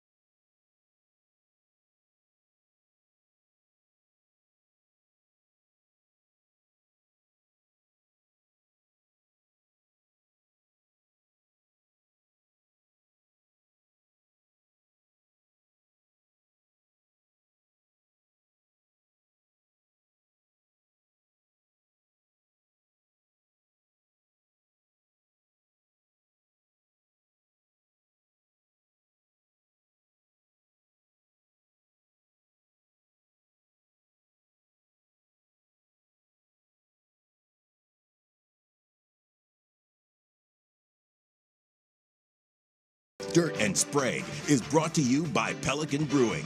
Gather your flock with Pelican's new Flock Party IPA, bringing big hop flavor to every game day celebration. Indeed, the Daily Ticket brought to you on the Fan by Pelican Brewing's Flock Party IPA, bold, balanced, and brewed for good company. It's the kind of beer that brings people together, whether it's game day, beach day, or just another reason to gather your flock. Pelican Brewing, born at the beach, 5 coastal locations now. 1, 2, 3, 4, 5. Really? Keep saying it. I need to go check out the Rockaway location. Need to get back to the beach. I don't even know what it looks like. I haven't seen it online. I've seen pictures of people sitting on the patio that they've sent us, and it looks delightful. It's on the beach. They were born at the beach. Yeah, they are born at the beach. All right. Well, we've had some great, delightful, informative guests this week, I would say. The only area I'd say we dropped the ball was not getting maybe a Stanford Steve on. I didn't think about that till yesterday because game day's not in Eugene every week, but they're in twice this season. Yes, so first time since 2007 that's happened. I've enjoyed everybody we've had on: Josh Pate, Yogi Roth, Ryan Abraham. So we pulled a couple. We got Dan Lanning cut from Primetime yesterday. So I want to go through kind of the hodgepodge here. Here was first Ryan Abraham. We had him on Tuesday on USC's defense against that potent Oregon rushing attack and his thoughts on the matchup. The concern I would have on the USC side would be, what are you going to do, especially with Oregon's run game? We saw Notre Dame run for over 300 yards against USC. I kind of make these games, they're sort of similar in my mind, where, you know, the spread was 9.5 going up to 10, maybe, 10, who knows where it'll be. But USC could be out their top 2 safeties. They both left the Iowa game, Kamari Ramsey and Bishop Fitzgerald, and we don't know the status of them yet. Those are 2 leaders on the team. You know, Bishop Fitzgerald, one of the top, he has 5 interceptions on the season, and Kamari Ramsey's just been, he's like a coach on the field for Danton Lynn, the defensive coordinator. So without those 2 guys, I think it would be some trouble. Playing the Oregon offense and how they can run the ball, I think that's going to be a little tougher task there. So that, I agree with you guys. That's going to be the matchup you need to watch. USC needs to figure out a way to slow down Oregon. I think they'll score, but are you going to be able to score at the rate that Oregon can if they just kind of dominate USC's defense that's struggled, especially against really good rushing offense? So Abraham agrees 100% with you. That's the matchup. You can talk about Lane and Lemon and, you know, Maeva. You can talk about that all you want. I tend to agree with you, and so does Ryan Abraham. The matchup is, how does USC's front match up against that Oregon rushing attack? Well, nobody, I think, is doubting USC's ability to score in this game. Their offense is as good as anybody's in the country, and I know the road splits are a little bit different, but going on the road and playing in bad weather at Notre Dame, like there's circumstances, right, that add into that, and some of the non-conference games were a bit of cupcakes at home. They got one of the best passing offenses in the country. They have a running back who was filled in incredibly well as a walk-on. The King Miller kid has been awesome for them. 2 elite wide receivers. It's probably the best wide receiver duo that Oregon has played all year. And you can make an argument. I know Mendoza's having a great year, maybe the best quarterback you've played all year, right? So USC's going to be able to move the ball, and they're going to be able to score on Oregon. I think you ask yourself then the follow-up, what does that look like in your head? Like if I ask you right now, the game's tomorrow, how many points is USC going to score? I keep thinking about the score element of that. 24-31, somewhere in that range? I think they're in the 20s. In the 20s? I think it's not high 20s. Like I wouldn't be shocked if it became 31-20. Yeah. So like that kind of game. By the way, a note on that, too. I think there's a stat out there that Dan Lanning in his career, when he's allowed under 30 points, he's undefeated. Well, that's a great note. This is why we did our picks yesterday. I took Oregon to cover. I think it's a 31-20 game in my brain. You know, kind of, maybe maybe it's 28-20, you kick a late field goal or something, you go up 31-21 or 31-20, whatever it is. I know USC's going to score. I don't think they're going to hang 40 on Oregon. If they do, tip your cap. Your offense is elite. Holy hell, how did that happen? Then we got bigger questions. What a defensive breakdown, right? and what the hell transpired there. I don't think that Oregon has the number 1 pass defense in the country. I think that's an incredibly misleading stat based on who they have played this year. The entire matchup comes down to, can they make Dante Moore look like he looked against Indiana? Can they make Dante Moore look like he looked against Wisconsin? People want to point to Oregon losing the Indiana game, and rightfully so. It's the only game that they've lost all year. That was not about Oregon's defense. It was about Oregon's offense scoring 1 touchdown. That's why Oregon lost that game. They handed Indiana 9 points based on not getting a 4th down, the missed field goal at the end of the first half, and then the pick on their second to last offensive drive. You handed them 9. They only threw the ball for 215 yards on you. So I'm not too concerned about Oregon's defense getting shredded. They will undoubtedly give up points. The entire game comes down to, can USC's defense get stops? Well, and if USC's going to beat Oregon, you mentioned it there, Yogi Roth said the best way for USC to win this game is this way. I think they can win a shootout. I don't think Oregon wants to get into a shootout with these guys. I really do. I think they might be even more explosive than Oregon is, and we don't know that. I don't know at least the health of DeCorian Moore and Gary Bryant. You might know better than me at this stage of the week. But I don't. I think a shootout plays into SC's hand. To be honest with you, I think that's a way in which they can find their way to an upset. Dan Lanning also talking about the lethal wide receivers yesterday on primetime. Yeah, anytime you have a game-changing wideout, you're trying to ask yourself, how do you figure out a way to isolate that person, remove them from the game plan? It's tough when you play good offenses that move those people around, and Makai's a guy that moves around a bunch in the slot and can line up in all different locations on the field. Jacoby Lane, no different, two different wideouts in how they do things, but they're both really good players. Yeah, so the shootout element is certainly live. The aspect, too, of USC's safeties not playing in this game, potentially. Which we don't know for certain, but yeah, there's we a don't chance know they're out. Anybody. I don't know if Moore playing? I have no clue. No idea where Oregon's at. I would assume, I have no inside information. I would assume based on the way it looked I don't think Gary Bryant's going to be back this week, but DeCorian Moore was practicing. It was a non-contact injury. Is that a slight tweak? Maybe he's good to go. Evan Stewart has been rumored forever, coming back maybe at some point in November. Is that this week? I have no idea. Yeah, it's tough, but styles make fights, as they love to say, and Oregon, I don't know if I totally agree with the idea that Oregon, like if it gets into a shootout territory, it favors USC. I don't know if I agree with that entirely, but... Because if it's a shootout, you're telling me that Oregon's offense is having a lot of success and they're moving the ball the entire game, and so And I understand the other side of that is, well, USC guys is obviously moving... Yeah, I mean, I get it, but like... I just think Oregon is capable of keeping up if it gets into that kind of game, whereas... Sure. I don't know what USC will do or have to do or need to do, however you want to describe it, if it becomes Oregon is big boy, beat you in the mouth, run the ball, up and down the field, football. I don't know how and you could say, well, they did it last week against Iowa. Yeah, Iowa's not Oregon, so and the game was at home. It's not at it's at Autzen this week, right? It's on Autzen. It's on the road. Yeah, the other notes to keep an eye on, by the way, for USC. So their two safeties are, we'll have to wait and see on that. Their starting left tackle Elijah Page, who has unquestionably been their best pass protector this year, went down with an injury in the Iowa game. His status is uncertain for the game. And then I think one of their defensive ends, Braylon Shelby, also got hurt in that game. And so that was the benefit of the way, like Oregon finally got a scheduling break in this. They have not had a lot of those this year where you're playing teams off the byes and all that. They played Minnesota on Friday, so you get a little bit of a leg up. USC had to play Iowa, and we know how physical of a game it is when you play Iowa, and they got beat up in that game, and it was a one-day head start on them. And so there's a slight advantage in that regard for Oregon. The wide receiver concern, injury-wise, would be a massive question for Oregon, not only in this game but the rest of the way. When are those guys back, if not tomorrow? I circle a player who I think we've circled all year, and I thought he showed up last week in a massive way. This is a huge Kenyon Sadiq game. He has had an underwhelming season from a stats and numbers perspective. Some NFL scouts have said they haven't loved his route running, and he's been a guy who has been projected maybe as a first-round pick. Maybe it slipped a little bit. Yeah, McShay says scouts have been a little disappointed with underwhelming, the way he's played this year. The way they talked about him as baby Brock Bowers, the numbers just haven't quite been there. And I think part of that is a part of Oregon's offense with how many weapons they have. They love to spread the ball around. He's also a great run blocker. He absolutely is. Yeah. But I thought you saw last week when, all right, Gary Bryant's not playing, Evan Stewart still isn't back, and DeCorian Moore's out. So your top three wide receivers are not playing in this game. Who became the primary target for their offense? And he had the biggest game he's had in an Oregon uniform. I loved what Oregon did matchup-wise. They had one of their touchdowns. They brought in all three of their tight ends. Minnesota matched it because you're inside the 10-yard line. You see three tight ends come out. What are you going to do? You're bringing in bigger bodies because you think Oregon's going to run the ball. Oregon lines up in essentially a goal line formation. What do? They shift into an empty formation with all three tight ends lined up outside, and they gave Kenyon Sadiq a one-on-one matchup against a linebacker that you cannot guard him in those situations. And so this is a big game. If you're not able to have your wide receivers healthy, that you lean on a guy who is a freak athlete out there who has said after that game on Minnesota he is feeling the healthiest he's felt. Oregon made the roll the dice call to hold him out against Iowa, and it paid off last week, and he needs to have a big game tomorrow. Good stuff from our guests this week. If you miss any of the interviews, Dan Lanning with Primetime, Josh Pate, Ryan Abraham, Yogi Roth, any interview you missed, you can always catch it at 105.1 The Fan. That's the Daily Taker, and it's brought to you by Pelican Brewing Company, who wants to remind you, Flock Party IPA.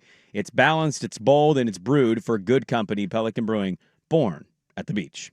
We have a lot more to get into. We'll get to some more NFL dealings. Look at a lot of upset potential in college football this weekend. Or are we kind of feeling like we know who everybody is and there won't be any big letdowns on I've the circled slate? a couple of them. I got 2 that I've circled. We'll keep an eye on it. We'll Sprague the line as well because we'll get Sprague the line sponsors in at 503-864-6326. Dirt and Sprague, we're back with more on The Fan. It's time for Who's Stinking It Up? Woo!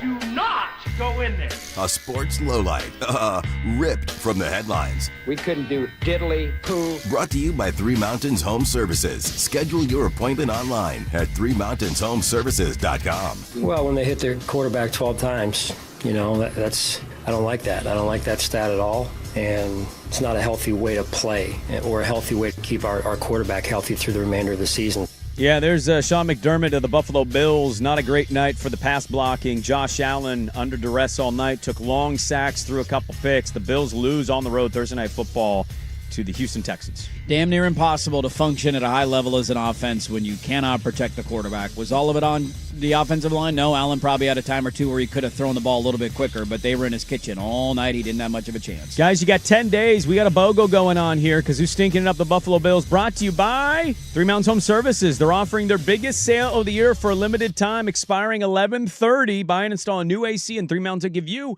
a brand new furnace absolutely free. It's great value. It's a local company, and the deal is almost expired. ThreeMountainsHomeServices.com. They make home services delightful. Ducks game day hits the road.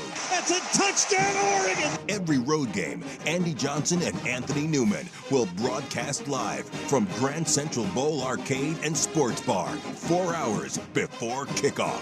Enjoy great food, craft beer, cocktails, and giveaways during the game.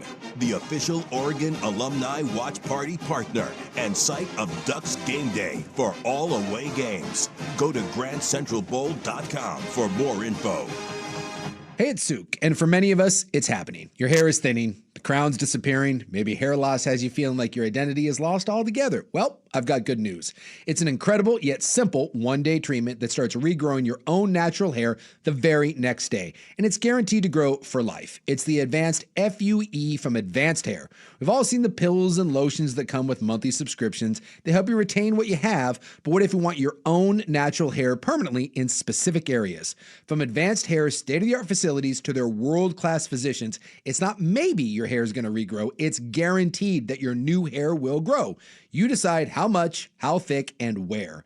Advanced Hair has changed tens of thousands of lives, and they are the team that I personally recommend. So for your free consultation and $250 off and 250 free hair grafts, simply call 503-832-HAIR. That's 503-832-HAIR or online at advancedhair.com. Makita knows that pros never settle, and neither do we. With Makita, you get tools that perform at the highest level on every job without compromise. Makita is for the most detailed pros, expertly engineered to deliver precision, job after job.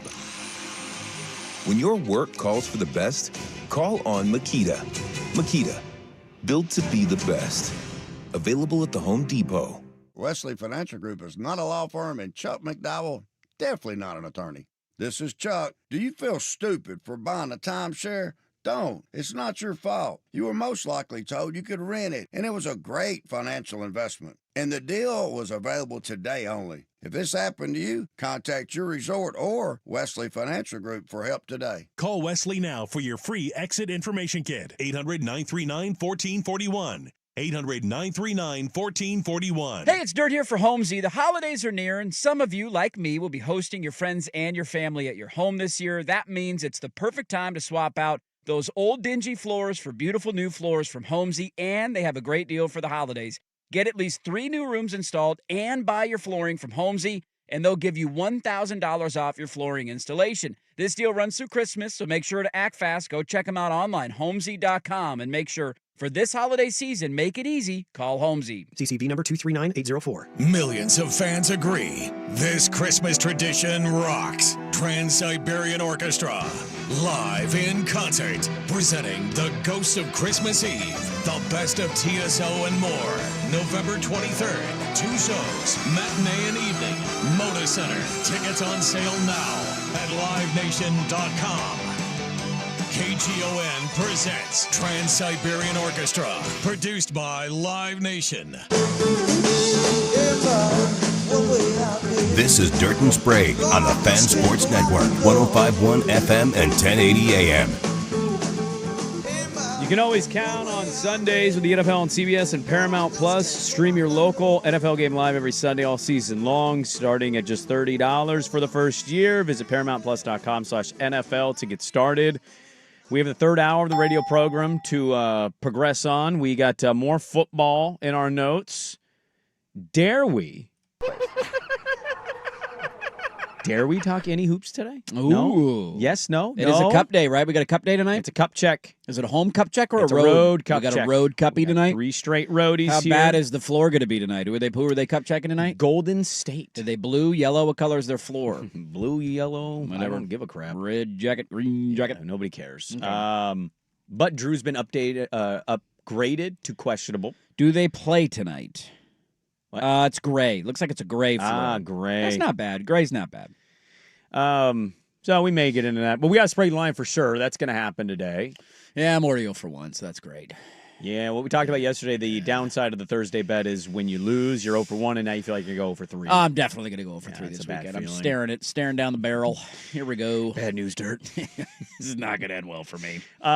You can get your Sprague line sponsors in because the fan text line is 503-864-6326. I was going to get to something funny that I saw that we didn't get to in the Magic Cap, but you know what? I can holster this. It's up there forever. It's on the internet. Okay. What is going to be like? Why have you not figured out some kind of station bet with Meringue yet?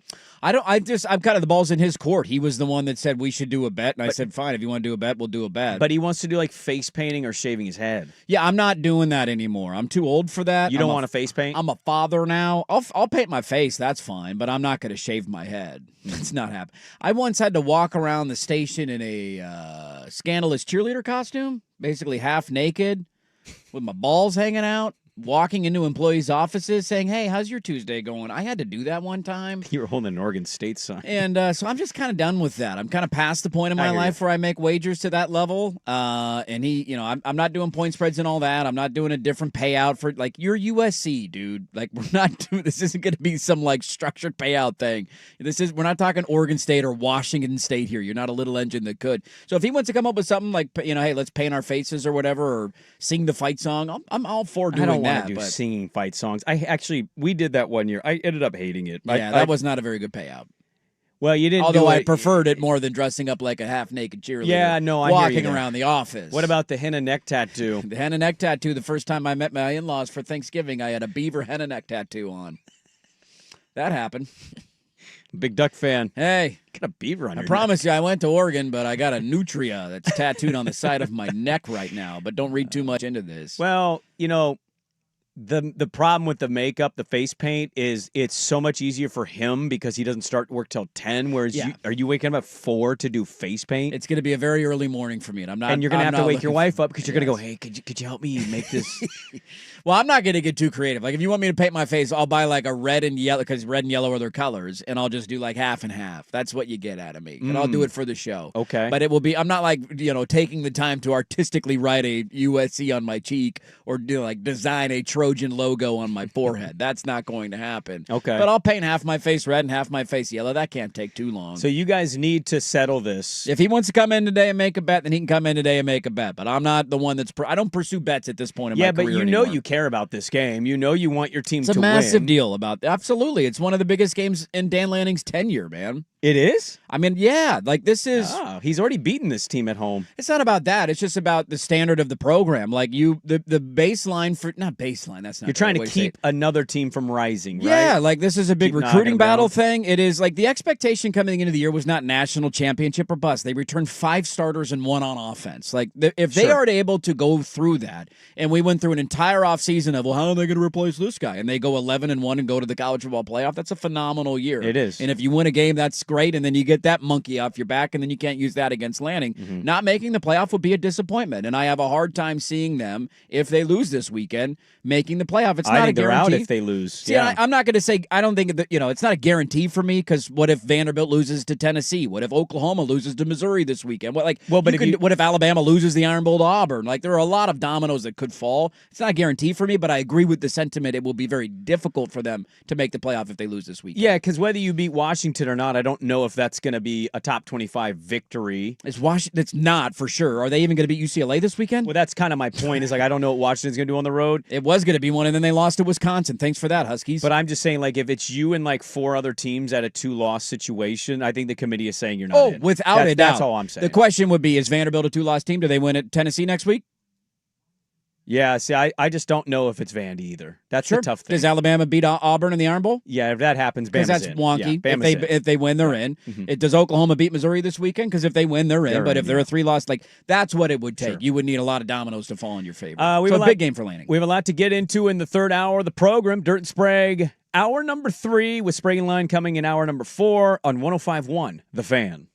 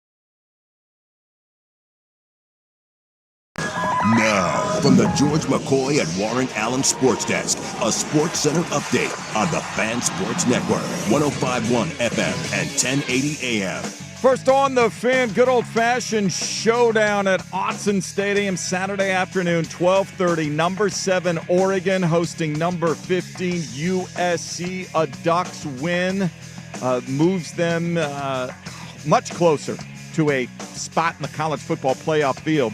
You'll hear it right here on the Fan. 12:30 kickoff. Our live pregame coverage from Eugene begins at 8 a.m. Oregon, a 10-point favorite. Trailblazers start a 3-game road trip tonight in San Francisco.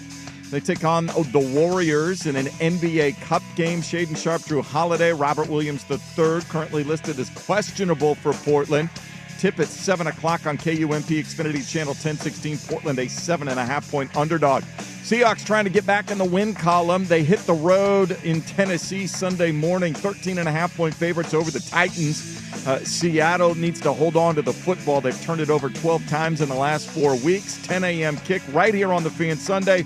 Our pre-game coverage will start at 8 a.m. More sports scores and stories in 30 minutes. Jason Swigard from the George McCoy at Warren Allen Sports Desk. Hurt missing work. Insurance companies acting like jerks. Don't call your mom. Call George McCoy at warrenallen.com. The home of the fan happy.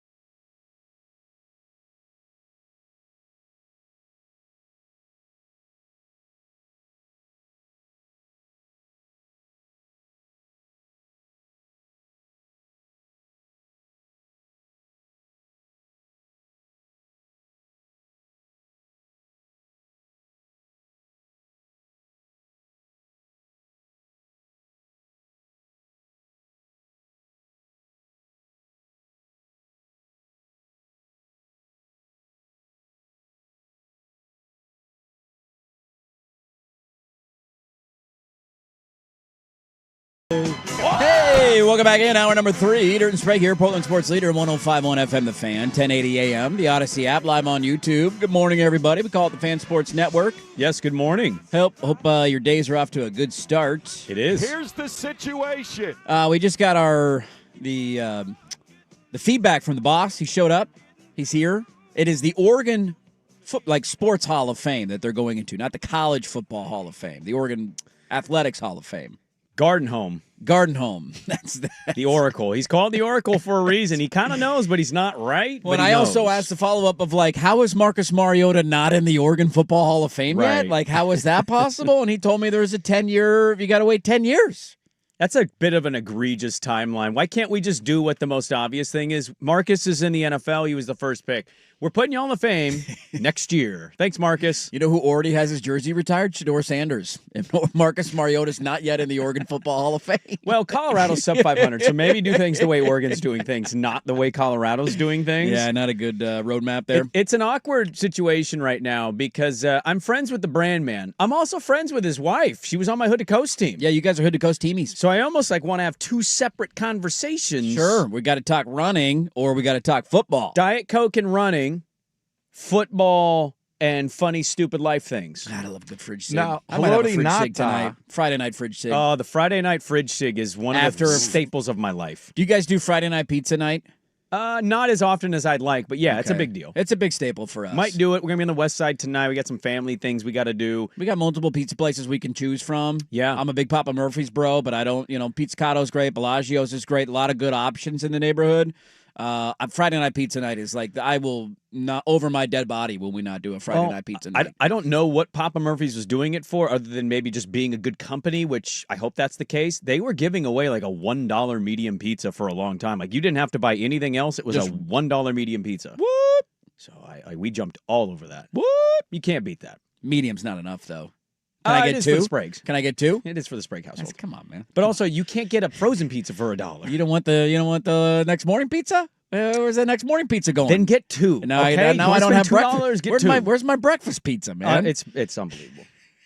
I'm just telling you at a good deal, and you got to push back on the size of the pizza. You got to go families. I mean, we go family size. For a family of 3, we go family size. It's not the size of the wave, all right? Isn't that what we tell ourselves? Members of the family can't even chew it yet, so... Yeah, that's true. Hey, he likes pizza, too. You get the family size, don't you? And lying to yourself that Teddy's going to be part of this No, equation. I don't lie to myself at all. I get the family size because I want to eat 4 slices of pizza when I'm driving down to Eugene tomorrow at 5 o'clock in the morning. Pizza. That's where ask Dusty. Dusty sees me eat my cold pizza every Saturday morning. We're at Hudson. I take it down. It's in my backpack. It's a little bit warm by that point, so slightly questionable. Why is it warm? Because it's been in my car for 2 hours. Sometimes I don't eat it on the Sitting on your drive. lap. It's just Do sitting you put out. it on your lap and you fantasize about, I'm going to eat Well, there's you. a lot of heat in the car because it's chilly in the morning, so you got the heat cranked up. Sure, yeah. Heat, maybe a heated seat is turned on, Body so heat, there's a lot of body heat there. Sure, yeah. Maybe it's sitting on my belly as I'm thinking about it in my belly. Yeah. And then when I get down there, I eat it. He sees me eat my pizza every I Saturday. have you as like a weird Jabba the Hutt. You stare at your pizza and you're like, I'm going to eat you later. I'm going to eat you when I get to Eugene. Yeah, I mean, so you sounds like you do Friday night pizza every Friday. Really? Religiously And the every wife Friday. is all in on that? All in on it. Because that's my pushback. And we rotate. We rotate which pizza we get. Oh. Because there's multiple. I don't just one. I don't just, I'm not a monopoly here. I allow other pizzas to come into my household. I love a good local pizza company. I do. Mm-hmm. I'm a little more into the take and bake. Take and bake's great. It's my go-to. I just think the Cowboy is hard to beat the Cowboy. Not that that's the best pizza out there. You're a Cowboy guy?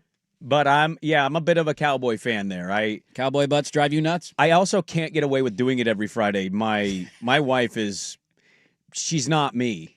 So She doesn't want to eat pizza every Friday? No, she's not a white, so she's not all in on the standard pizza. Come on, man. What are we doing here? She'll All do right? other pastas every week. You're out here eating pho all the time. That wasn't in your staple, okay? Right? Blending of cultures, melting pot, America. Yeah, our house is a melting pot. Pho is amazing. I love a good pho. But I can't understand why she's all in on the every week an Alfredo or spaghetti. But not every week pizza? But not an every week pizza. How about the simplicity of the pizza over, not that making Alfredo or spaghetti is difficult. Oh, but there's dishes. There's dishes you got to do. I use paper plates for pizza. And if you're doing pizza, yeah, you're putting it in the oven if you got to bake it. If not, it just shows up at Hot your house and ready to go. Exactly. You put the box on the oven and then boom, grab a slice, walk around. You're good to go. Maybe it's a noodle difference that she Yeah. likes the noodle more than the crust. I but- love a noodle. Don't get me wrong. Sure. I'm pro noodle. I'm a cavatappi noodle. What? Cavatappi? I think it's the name of the noodle. I got nothing for you there. What kind of noodle is that? It's a swirly-ish noodle, but it expands. Cavatappi? Yeah. How do I spell that? Cavatappi. Wow, look at you. Cavatappi Oh, is... okay. I know that noodle. It's a clutch noodle. I'm familiar with their work. Very versatile noodle that can work in a lot of different dishes. We had Alfredo with it yesterday. I'm more of a rigatoni guy myself. I don't mind a rigatoni. I like a thicker noodle. Do you? Yeah. Yeah. Thicker and longer. If we don't make Alfredo with fettuccine, my daughter gets outraged. And then yesterday we did a cavatappi Alfredo, and she got really pissed. Not happy about it. It's like if it's not a long extended one, she's getting out upset. The hell are we doing? Yeah. Somebody's 100% judging you. You think Papa Murphy's is good pizza. Whoa, whoa, whoa. Hold on. Whoa. Hold on. Whoa. Hold on. Challenge flag. This is a trust tree, and you're attacking me right now. I feel very persecuted currently. I'm a loyal member. I have been since I was like Nobody's 8. sitting here arguing it's award-winning pizza. Well- If you don't think Papa Murphy's is good pizza, I don't trust your pizza takes. Well, do you know how to cook it in the oven is what I would ask you. Sounds like you might be a little... You're not a 425 guy. You're like a 325 guy. You And you're can't- like, why is this taking so long? You can't find love at 425. No, you man. got to find love at 425. We need that Papa Murphy's Look, endorsement, man. I've certainly had really good pizza all over the It's city. great pizza. I love a lot of good pizza. I don't have a million options near where I live. Yeah. If I lived in Southeast Portland, I would be going to more local. Sure, there's a lot of good, like, unique pizza shops in our neighborhood that will, like, last Friday, I wasn't there. She walked up because I was down in Eugene. But by the time I got back, there's one that's like a little bit more of a Chicago style pizza, like a thicker cut, like it's 2 inches deep, or 2 inches tall, I should say. So it's it's like a different slice, and I enjoy it, but I still prefer a Papa Murphy's over that. Well, one company I like that I don't eat it very often, Flying Pie. Flying Pie's good. The only thing about Flying Pie is I don't do it as often because their toppings are maybe 7 inches thick. It's a little too much? Yeah, it is basically a double-decker pizza at that point, and it's delicious. Now I'm working through your meal a little bit. But I also like the simplicity of nice and flat, easy to fold, grab, like not all the pizza places have those. No, they don't, Bob. No, they don't. How about upset meters for this weekend? Can I throw 2 games at you and get your thoughts on an upset meter? Could this happen? Mm. Do you know who's back from Missouri this weekend? Well, I guess not officially. But he's questionable. Is it Prebula? Pribula.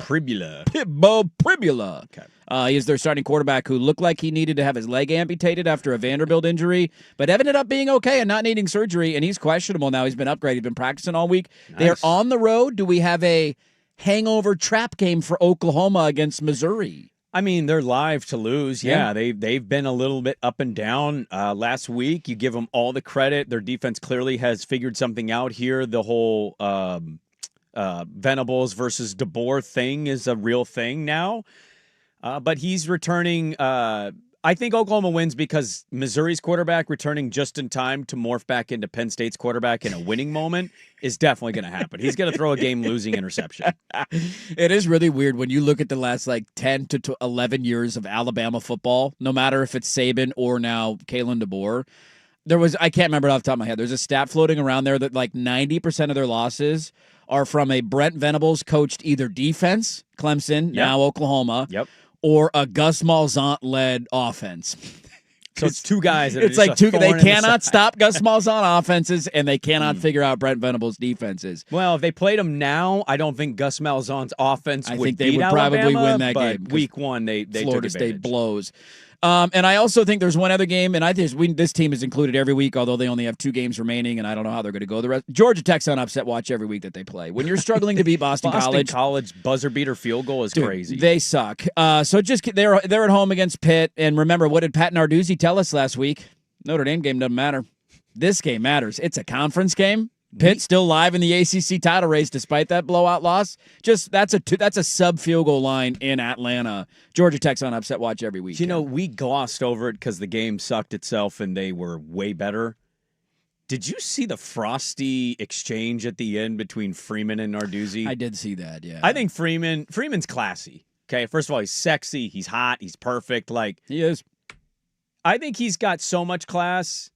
Any other coach, I think, whispers in Narduzzi's ear, maybe you should care more. I think he took those comments very personally, like, you're irrelevant. We don't care if you beat us. Yeah. I think that pissed him off. And I think you'd see it in the postgame. Barely shook his hand. Narduzzi was trying to talk to him. He ran away. He said, I'm out of here. He wanted nothing to do with that exchange. It looked a little bit last night like McDermott and Ryans. Ooh, yeah. Did you see the spicy? Not that they have beef, but they No. barely exchanged good games. It was like, oh, see you later. Did you see the spicy with the Wake Forest Wake Forest North Carolina spicy one last weekend? Oh, Dickert. We had a and Belichick? Dickert-Belichick spiciness. No. So Dickert ran out, took the hat off, running out to midfield. Wake Forest won the game. What a respectful man. Right, respectful. I'm taking my hat off. Let me shake your hand. Yeah. Evidently, there was. I think they were. Let me pull up the score because there was a situation at the goal line where North Carolina called a timeout, but the game was already at hand, and Wake Forest had the ball inside the 5-yard line when I don't think they were planning on scoring, and then North Carolina called a timeout, and Dickert was like, "Screw you," and he ended up scoring the touchdown. Yeah, so I think it was 21-12. So the game's over. They're up by 9. Okay. Less than 10 seconds, or less than a minute to go. North Carolina calls a timeout for no reason instead of just letting the clock run out, and Dickert then was like, "All right, you want to do that? Here you go. Eat another one of these, touchdowns." Ran it in, runs out to midfield, hat off, goes for the handshake. Belichick basically did not even acknowledge his existence. Gave him a high five. He's the one that took the timeout. What are you upset about? That's on you, dude. Why are you calling timeout there? Maybe. Essentially gave him a slap of the hand and then walked immediately in the other direction. Now, is he mad at Jake Dickert for scoring a touchdown there, or is he mad that he's going to an adult cheerleading competition after that game? Probably a little bit of both. Yeah, I think it's a combination platter. The rest of my weekend is going to be watching adult cheerleading. Washington State doesn't have the same animosity, but they kind of hate Jake Dickert, right? He's the one that preached rah-rah loyalty. Yes, he did. We can do this, and then he left. He's had a great year at Wake Forest. I want to give him some credit. That team. Yes, he has. ACC's not great this year, but he's capitalizing. Dude, they're 7-3. They should be 8-2. They should have beaten Georgia Tech. They had correct. a 2-point conversion attempt away from beating the Yellow Jackets, and they blew the lead in that game.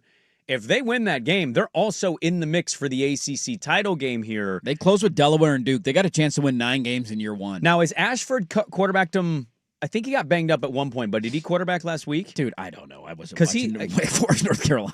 Well, you're the one that brought it up. I just saw the clip of them shaking hands. I was not watching any of that game. I thought you watched the game. No, I did not. You're a sicko. I am a sicko, not quite to that level. He has taken the most snaps for them. I think he started last weekend, but I don't know the answer. He's had a nice little year at Wake. He's been fine. He's 4 touchdowns and 5 picks. Their backup came in against my team and had 5 touchdowns and no picks. That was great. Yeah, that did happen. Last week against UNC, Ashford, 15 of 25, 191 yards and a touchdown. So not terrible at all. 52 yards on the ground. Swigard, we're a little too old for this. Do you remember when Murphy's was Aldo's? Somebody says they used to go there when it was Papa Aldo's. Papa Aldo's was the old name? I don't remember that. Is that a different joint? I will not allow Papa Murphy slander on this show. I will not allow that. I don't even think we're saying it's the best pizza. We're just No. like, we appreciate what it is. I grew up with it because my family, when I was a kid, we did Pizza Friday every Friday, and I loved it as a kid. So that's one of the reasons I followed through with it. It was 100% Papa Murphy's. We never branched out. Every Friday really? of my entire childhood, we had a Papa Murphy's pizza on a Friday. We were either Murphy's or a Hut. Yeah. You know, went a lot of local joints. There were not a lot of pizza places where back we were in the living. There was a growing up. Shakey's in Lake Grove. Oh, a Shakey's. Shakey's, Yeah, it was good. Lake Grove, Okay. is that a city? Or is that a neighborhood? It's a neighborhood. Oh, Here's okay, the all right. situation. Just want to make sure. We think What are you It's getting mad at over. me for? Right? Garden Home. I'm a big fan of Garden Home. Let's get back into the NFL. When he retires, he's gonna have like a 5-minute monologue how much he hated me. Oh, he absolutely will. 100%. I think that you have a face on his dartboard in his garage. That wouldn't shock me. I There's a kind of Sprague naturally face there. have the face. right there. But Bullseye. I would love to find out in the power ranking of people he hates at the Fan. I'm either 1 or 2. I have to be 1 or 2. Oh, I think other people annoy him, but if people that he actually exchanges like has to deal with day to day day, pleasantries with, I think I'm up there in the top 2. Okay, I don't think you are. I think you're Mount Rushmore. I don't think you're top 2. I'll give you top 4. How many times have we fought off air? 3 or 4? You guys go at it every once in a while. Yeah, once in a while we yell at each other because we're You mad at our also are dads. not responsible we're for gonna have anything another one technical. if you don't go to break here. Yeah, you guys won't shut up, man. I'm trying to go to break. I said, how about we talk NFL, and you're over here bantering with Swigard. It's payback for him wearing those skin tight pants again. Check out my We got a bulge. lady in the office now. The Yeah. brand man's wife is in here. You better not walk around. Inappropriate. We don't need to see that. Calling HR. NFL talk next on the Fam. Hey, Dirt.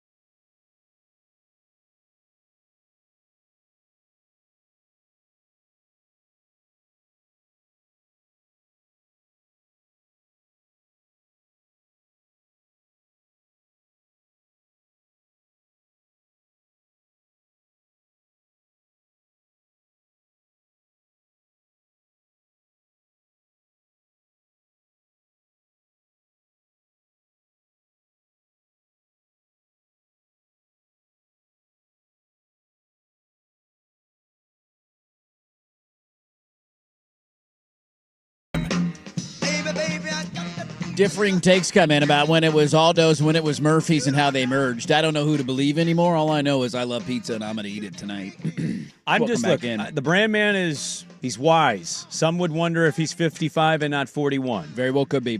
But I'm telling you, on Northeast Halsey, off 122nd, we had Arctic Circle, and right by it was Papa Murphy's. Yeah, people are saying the Papa Aldo's is a nice callback, and somebody said in the early 90s. They merged in the early to mid-90s. See, now, the brand man's coming in here trying to tell us this didn't happen until 2003, and I'm like, I remember eating Papa Murphy's when I was a kid. The problem is when you're 50 and not 41, that You decade forget a little bit. difference is the same thing. It So all blurs 93 and together. 03 are the same thing to him. God, I love pizza. Now I just want pizza. Can somebody order a pizza? Now I'm hungry. Let's talk some NFL football, shall we? What about a breakfast pie?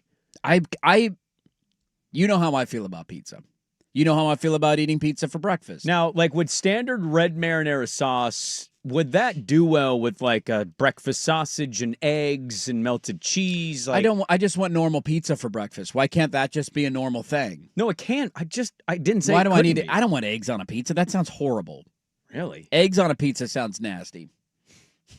I don't know if there's many toppings I'd say would be awful on See, pizza. you and I are different there. I don't like a lot of toppings on my pizza. I keep it simple. I don't like artichokes and mushrooms and olives and peppers. Get them out of there. You're a standard pep guy, Dude, aren't you? standard pep. Little sausage occasionally. You give me a straight cheese, I'm cool with it, homie. Yeah. I think a breakfast pizza could be done. I just don't. Could. It'd probably be a personal pie, like a.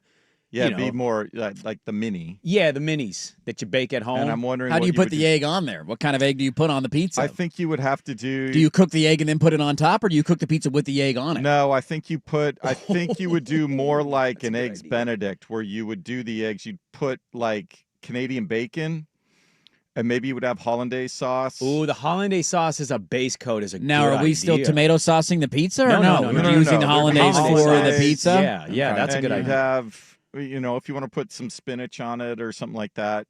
I think that's the way that you would go if I were to endeavor down coming up with No, a breakfast pizza. if I'm doing a breakfast pizza, we're not doing healthy. We're doing a meat Sausage, bacon. sausage, bacon. Yeah, You're still having that. Now, what about like a sausage and biscuits gravy base? Oh, that could work. With a biscuit crust. You do a biscuit crust? Yes. And then you put the scramby eggs on. TM this bad boy. Little TM. hot sauce and pepper. Add it on. TM. Now, you could throw at the very end a fried egg on top of it if you wanted to. I love a good fried egg on biscuits and gravy. I Yeah. love to watch the yolk run all that is into the true. gravy. That It's is so true. elite. Can we stop talking about food? Can we do Sure. that? That'd be a thing. Anthony Davis, should he be a Blazer? We will- 503-864-6326. We will cup check. Let's take a scroll. You guys want to take a scroll around the NFL together? You guys want to go town to town, city That to might city? be a short one this week. It's not a very long scroll. There's no doubt about it. Pittsburgh and Chicago. Anything for you guys? 10 a.m. window. Rodgers may or may not play. TBD. The Bears somehow are 7-3. Oh, this is a even though they're not massive very game. good. Massive game. Seems like a big one, right? Pittsburgh all of a sudden in shaky ground in their own division. Chicago's This in is- first yeah. place. Like, wait, what? Chicago at home, you're a favorite. If you want to convince me that you have taken a step and Caleb Williams has taken a step, especially if Rodgers is not, whether or not he plays or not, that hand's bugging him and he's not the same. Is this like you need to go in there and handle your business to convince us that you might be able to do something in the playoffs? But let me ask you, is there a difference in how you feel about, like, I know you think the Bears are not good, and that's fine. My opinion is I think everybody in the NFL sucks, and they're just sorted by little things. They're all slotted together. Do you feel any different about this game depending on Pittsburgh's quarterback? Because I actually think more people don't feel different if it's Rodgers or Rudolph. What has Rodgers shown us this year to make me feel like I had the thought going into the year I was willing to entertain the idea, but now that we have a 10-week sample size, because they were just fine when he got hurt and left that game last weekend. There was no difference at all for them offensively. I just think Rodgers, just his. Conversely, if all Chicago his wins, do we experience- buy more into them? I mean, you won't. No. Because we don't think Pittsburgh's that good. No. 'Cause So let they me ask suck. you this, because you said that, Swag, and I see why you're saying that. If they I win think the it's game, more about Ben Johnson at this point as a Okay. rookie head coach, first-time head coach. It's more about, okay, do I take you It looks like you're on a path to make the playoffs, whether you end up winning the division or going as a wild card. They need this game. You certainly control your own destiny. Prove to me that I should take you seriously when figuring out in the playoffs if you're going to do anything or not. That's fair. That I think is what I'm looking at in this. Like, you come in, you're better than this team, you're more complete than this team.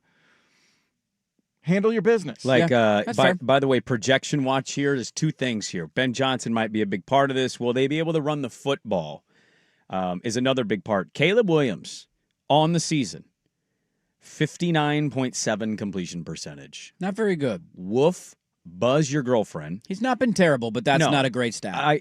And here's the one that the Bears fans have been clinging to this their entire lives because they've never had one. They've never had a 4,000-yard passer. Yeah. He, all year up until last weekend, projected to go over the 4,000 threshold. Now it's at 39.59. And I know that's not the biggest quarterback stat. Him coming up just short would be really funny. But that's important to them. Can they devise some sort of passing attack against Pittsburgh, whether it's using all those tight ends that they got, or do they have an advantage at one of the slot wide receivers? Something to come up with that they can execute and move the ball down the field and score. Just on a yards per game, by the way, Pittsburgh is worse than Jacksonville and the Saints. Yeah. Or no, sorry, excuse me. ESPN, can we talk about this? They have effed up stats on their box scores and stat pages. I think they fixed the NBA one. Because the last time I checked the NBA box score, it was back to having the stuff where it should be. Okay, well, when I go to a stat on the NFL, I'm hoping you're ranking them from best to worst and not worst to best. Yeah, that's the way it should be. That's what they just did to me on passing. So Pittsburgh's pass defense, to be fair, it looks like it's hovering in that top 10 to 13 range. Okay. So it's middle of the road. Nobody's surprised if Pittsburgh wins this game. I think that is the point of Chicago that Swag is trying to make of. I'm still not going to buy into you. I think you're a fine team. I think you're probably a playoff team because the NFC wildcard picture isn't great right now. Yeah. But there is zero. They have not trust in them. Because Chicago wins the game, if they win an ugly, scratchy, weird game, I don't think any differently. Yeah, every year there's a team that somehow wins, is very good in one-score games, and their luck kind of turns, and the ball bounces their way occasionally. Can you come out and control this thing? Yes. Is it a wonky win where you're like, hey, look at that, Pittsburgh missed a field goal off of the upright with a chance to win it, or did you lead the entire game, go wire to wire? Well, so by the way, they have not fixed their stat page. It's the same in the NBA. It's backwards. It's stupid. This is really pissing me off. And mine last time I checked, it was normal yesterday when I was looking at the Blazer Bowl score. Their points is still in the front. It should have been in the other side. It's reversed. I don't know why they're doing this. Pittsburgh has a couple things to consider here. One, the Rodgers injury, right? If you do believe Rodgers is significantly more important to them than having a Rudolph, well, you have to kind of weigh something here because I'm assuming Baltimore is going to win their game. So they're going to go 6-5. You lose to the Bears, guess what your record is? Playing? TBD. It's TBD right now. So are you better served as Pittsburgh to sit him and let that wrist, take 1 week off of being hit? Or are you in such dire, straight situation? Your division sucks. I think one team's probably going to make that playoff spot. So where are you at if you're Pittsburgh? You really have to weigh this. Is Rodgers going to get you that win on the road? Or can you win this game with Rudolph and let Rodgers sit? They have still not played the Ravens this year. They lose this weekend. Pittsburgh, that is. Baltimore wins. We got a tie atop the AFC North with the Steelers and the Ravens. Which is why Joe Burrow is coming back. Which is exactly why Joe Burrow is coming back. I don't buy them, back. but that's why he's coming back. Let's continue our stroll around the National Football League. Some other matchups. Sunday Night Football should be a nice one. Not a lot of great, not quite last weekend, but where are the spots we're curious of? We'll continue on in the NFL next. First, your Swag with Sports Center. Now, from the George McCoy and Warren Allen Sports Desk, a Sports Center update on the Fan Sports Network, 105.1 FM and 1080 AM. Brought to you by Laurelhurst Market Steakhouse and Butcher Shop. Great spot for any occasion. Don't forget you save 10% on your Butcher Shop order when you dine in. Menus and more at laurelhurstmarket.com. First on The Fan. 7th-ranked Oregon looking to take a big step towards securing a spot in the college football playoff field, hosting 15th-ranked USC tomorrow. 12:30 kick from Autzen Stadium. Ducks are 12-point favorites. You'll hear it right here on The Fan with our live pregame coverage from Eugene beginning at 8 a.m. Texans defense hit Bills quarterback Josh Allen 12 times, sacked him 8 times, picked him off twice to get the 23-19 win. to get them back over 500 and making it extremely difficult for Buffalo to catch the Patriots atop the AFC East. Blazers' 3-game road trip starts tonight in San Francisco against the Warriors in an NBA Cup game. Shaedon Sharpe, Drew Holiday, Robert Williams III, all listed as questionable for Portland. 7 p.m. tip on KUMP Xfinity Channel 1016. Portland, a 7.5-point underdog. More sports scores and stories in 30 minutes. Jason Swigard from the George McCoy at Warren Allen Sports Desk. Hurt and missing work. Insurance companies acting like jerks. Don't call your mom. Call George McCoy at warrenallen.com. Your home for the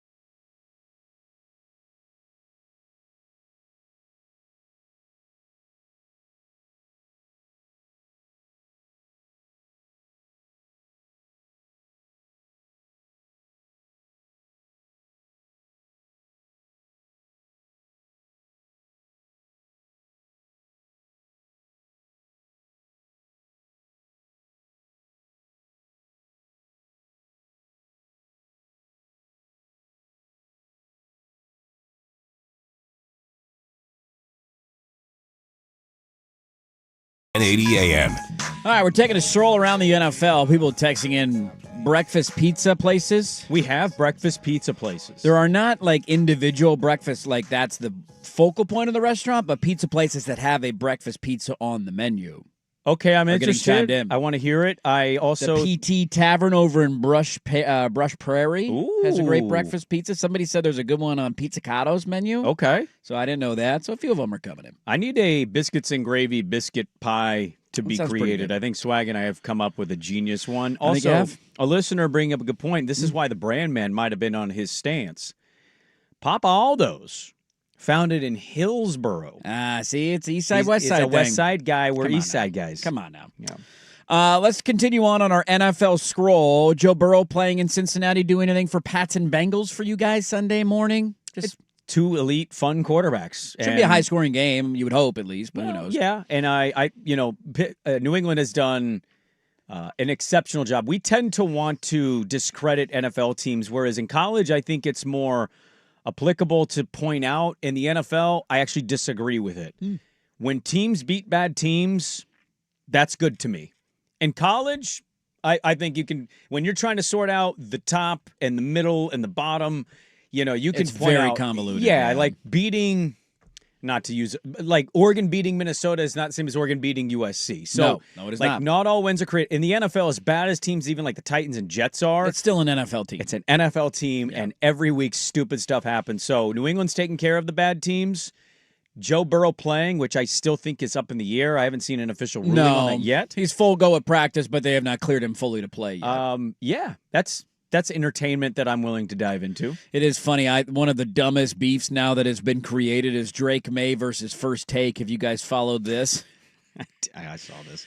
So I guess Cam Newton, who is apparently with his big tall hats on First Take every now and then, came he out and is. took a dump on the Pats and said it's all fool's gold. They haven't beaten anybody, even though they won in Buffalo. But okay, We go through Cam Newton's 15-1 season. And let's do declare that. Who he yes, beat all every fool's game. gold. Pats aren't any good, right? So then Drake May is asked in the media scrum, "Hey, Cam Newton said that you guys are fool's gold." And Drake May had an answer of like, who the hell cares what Cam Newton thinks? I don't watch that show. None of us watch that show. I don't even know what show he's on. Yeah, he said that. Part, And that yeah. led to Stephen A. saying, how dare you? We're the number one show.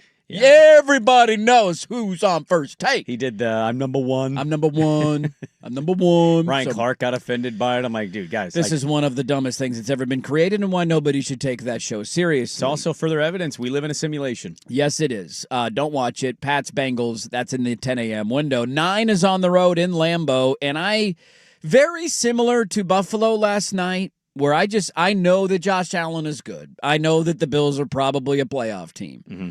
They've also been wonky this year, and I don't quite know what's wrong with them and why there's so many highs and lows. Are the Packers good? Are the Bears good? No, I don't think they are. And I feel like you're afraid to say that the Bears and Packers are very similar in a lot of ways. They have not played yet this year, right? We get to, they played twice in the last month of the season. Well, the thing is, like, when you talk about being elite to great, which is where the Packers are aiming to be. Yes, they're aiming to be in that top tier. You've seen what it looks like when it's that way. Week 1 against the Lions and their second half against the Steelers. Like yes. we've even seen healthy commies in week 2. Remember, they Sure. dominated, and that was a Daniels game and all that. So, Absolutely. We've seen it. But we've also seen the middling to not good They football. lost to the Browns, tied to the Cowboys, lost at home to the Panthers. The Panthers lost. Scored 7 points at home against Philly. They couldn't do squat in that game. Right. So, like, we've kind of seen both ways where Chicago, I don't know how many times you'd say you've seen elite Chicago versus you've seen Chicago survive. Right. They're just finding a way to win. I don't think there's a huge difference, and that's the unfortunate nature. There should be. But Green Bay, every week, is now deciding to be stupid. Yes. And so Niners coming to town this weekend. Here comes Niner. You cannot lose this game. You can't lose to Niner. I'm sorry. Like, no disrespect to Minnesota fans out there. Can't happen. I like a lot of parts of your team. Your coach is fine. He's good. I don't trust your quarterback. He's talking about being a cork. I don't think it's good when your quarterback's comping himself to a cork in a bottle. He's ready to pop. Yeah, sure. Okay. Pop me, baby. Yeah. Right. We'll see if he pops. It might be one of those corks that the corkscrew gets stuck in and it breaks, or it's the cork that's plastic and you cannot get it out. Like, that's I love where that popping might bottles. be. Popping bottles is fun. I'm with you, but have you had the plastic top? Oh, cork? it's the worst. Yeah, that's the worst. I think I broke the top of a champagne glass because I could not get it out. We used tools and everything. Trying to get that thing Nobody out. could get it out of the bottle. We're not drinking this one tonight, folks. So this is a game that Green Bay needs to come out, and I'm not going to give you a score or they got to win by 10 or more. Just win the game and look competent. I don't care if it's by 6, by 4. Look competent. Offensively, especially. Like there's a belief in their defense, and maybe that's even wrong, and that shouldn't exist. Well, Jacobs just got hurt. Yeah, that's true. I can't get the bad offensive games out of my mind with them. Like, I think Jordan Love's a good quarterback, but I don't know where he falls in the pantheon of NFL quarterbacks. Like, I know they're weapons. They got, guys banged up at wide receiver. I get it. Yeah, but they just got Watson back. I know. I'm having a hard time with Green Bay right now. Come out, look like you're supposed to against Minnesota. They might be in first place at the end of the weekend for all we know, because Chicago's 7-3. They would be, 7-3-1. So I don't know who that tiebreaker would go to. I guess technically a loss. Well, if Chicago loses, it would be Green Bay. Yeah, they'd be 7-4. Touche. Yeah. So you would be back in first place in the division. So just go take care of business against a really bad quarterback. That's not too much to ask, Green Bay. Can I ask you this? Yeah. This is interesting. There are 2 third-place teams in their division currently that I think a lot of people, one of them for sure, the other one probably not as much now given what we've seen, but there's 2 third-place division teams that I still think a lot of America as football fans believe is the best in their division. Lions and Chiefs? Yeah. Isn't that odd? Yeah. I can't do it with the Chiefs right now. Oh, no, I think that's the right but answer. But the Lions, yeah. Like, if I'm laying money, I don't know what the odds are. They're probably still the favorite. I would still go bet on Detroit to win the NFC North.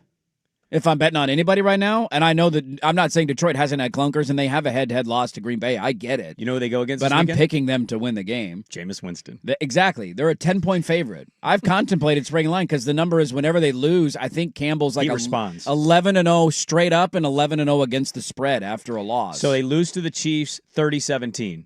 The next week, they beat the Bucs 24-9. They lose to the Vikings 27-24. They beat the Commanders 44-22. They lose to the Eagles 16-9.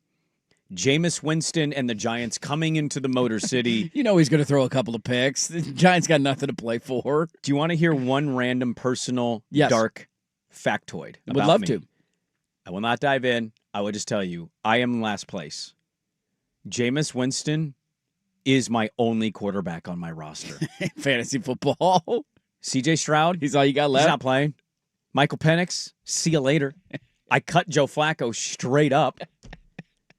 I'm in a hell, man. I need Jameis Winston to not be Jameis Winston this weekend, and I don't feel great about that. He could throw 3 tuds.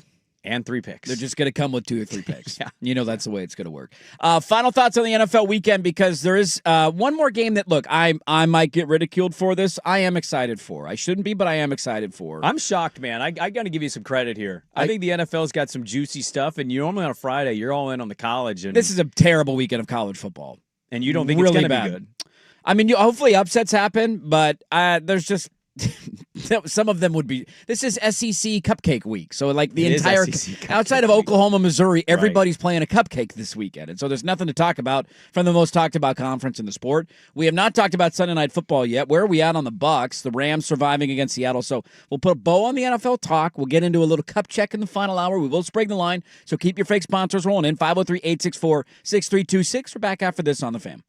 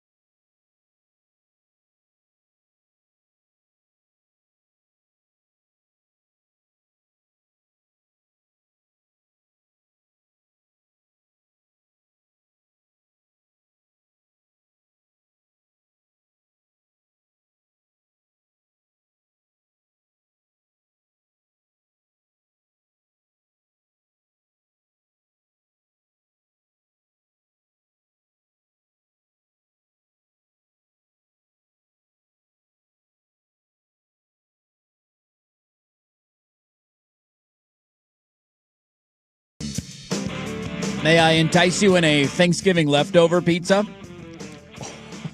That came in at the fan text sign. By the way, get your fake sponsors in 503-864-6326. We'll gamble coming up at 9:30. This came in. Hold on, we got a lot of pizza takes coming in. A lot of pizza thoughts. A lot of good pizza thoughts out Catching there. up on the app and this pizza talk. Every Thanksgiving, I make a Thanksgiving pizza with leftovers. Damn. So he goes pizza dough, gravy instead of the tomato sauce. Then I mix in stuffing and mashed potatoes together to go on next. Lord. Then a ton of turkey and a good amount of cheese, $4.25 for the love. When done, drizzle hot cranberry sauce on top. Best thing to bring to a Friendsgiving or a family number 2 get together. That's a good hangover cure, too. I might have gotten uninvited from my Friendsmas this year for talking trash about adult sports teams earlier this week. I'm in hot water in the Friends group chat. Are you really? Got a lot of heat on me right now. You The know Fuzz what? is after me. You know what? Look. The person I was talking about may or may not host our Friendsmas get-together every December, and so now the group feed was light me up. Can yesterday. I say two He things? wants to go one-on-one Oklahoma drill in the backyard if I come over. I think that makes him look worse, actually. It Oh, doesn't he'd- help his argument. He'd steamroll me, dude. He's Would he? he's got weight and muscle on me. I'd stand no chance. You guys are the same size. He's built like a brick house. I can't tackle that He is guy. crazier than you. I'll give him that. I'll say two things. One, look, you're a loyal friend. I've seen you in action. I don't think what they realize is you're probably hoping you're uninvited because you don't want to go anywhere. This is true. Yeah. Yeah, that's tough, dude. That's a good point. Good point on your call. Oh, I mean, come on. You love your friends, but you don't have to drive. He lives like in St. Helens. Dude, it's deep. So if you don't have to drive It's to deep. Scappoose, It's a full day. It's a full day activity. that's the whole day. What do you mean it's a full day? Full It's day. the whole day. All right, let's wrap up an NFL conversation here. I look, make fun of me. That's fine. I'll take the arrows. I'll be the martyr here. When you show up to the Christmas Friends Miss thing, because you will go. I will go, yeah. I'm going to need you to show up in a full uniform. Full, just pads, helmet. Yes. Wear the little Niners helmet I gave Teddy ball game. Show up in that. Let's go, baby. Let's go backyard. It's going to be great. It's going to be great. It's going to be great. It's going to be great. Hot.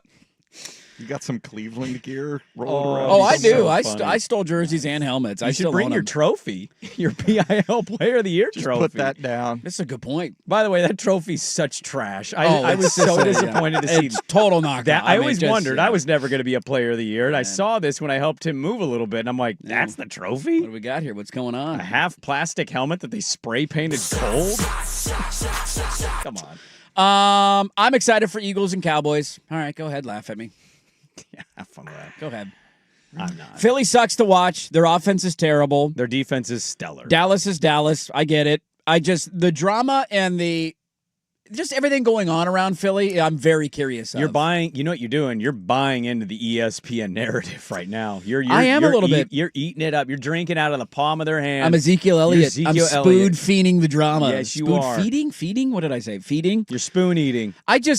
I can't get the idea of 2 years ago what happened to Philly out of my head and watch the way that they've played in the last month and think to myself, are they going to do that again? Well, they could lose to Dallas. Oh, but I'm not saying that's indicative of their season crumbling, but I do think there's a genuine dislike between A.J. Brown and Jalen Hurts. And I think there's a genuine frustration internally with the way their quarterback is playing and the way their offense is functioning. And so just because of that, it's almost like watching an awkward episode of The Office of like, what if they can't score on Dallas's defense? What if that game is 6-3 at the half and Jalen Hurts is struggling and they're not running? Like Dallas doesn't have it. Dallas is one of the worst defenses in the league.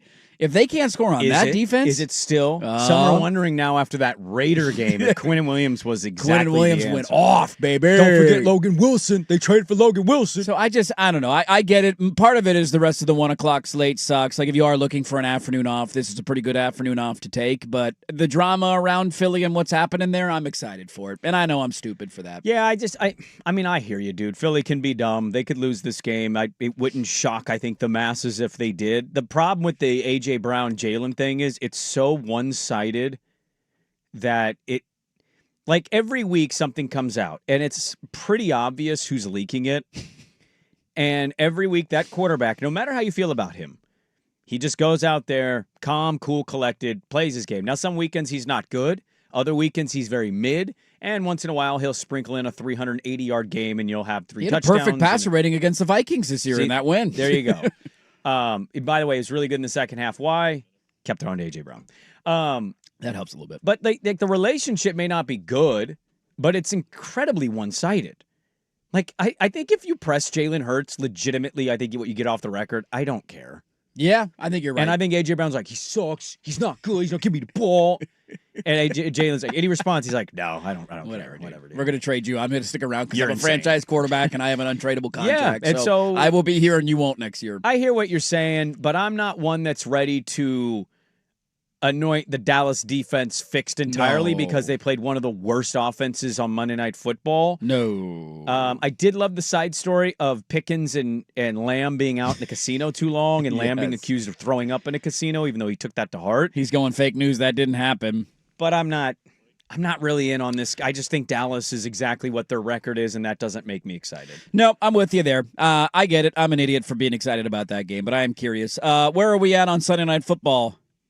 Moving it all for you? Bucks and Rams in L.A.? More than Philly, Dallas does. Yeah.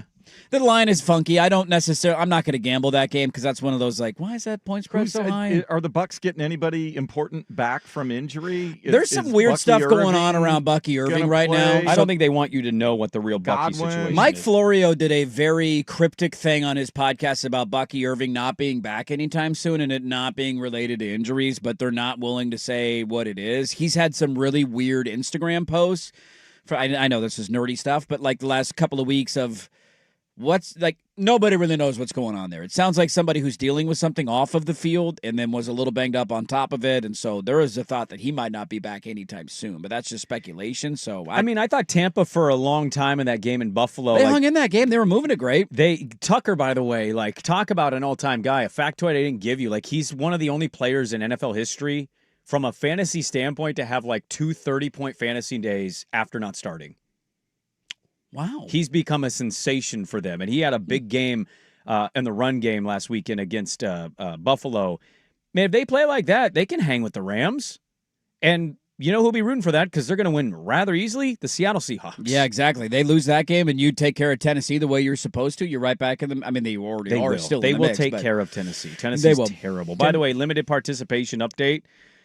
Chris Braswell, their linebacker, and Ben Bradison participated limited on Thursday's practice for Tampa. So if you're looking at injury stuff, maybe get guys back. I tend to think Bucky is no chance, whereas you got some other guys that can help their depth. All right, there's your look at the NFL weekend. Let's move on to the final hour. Sprague and the Line coming up at 9:30. Get your fake sponsors in 503-864-6326.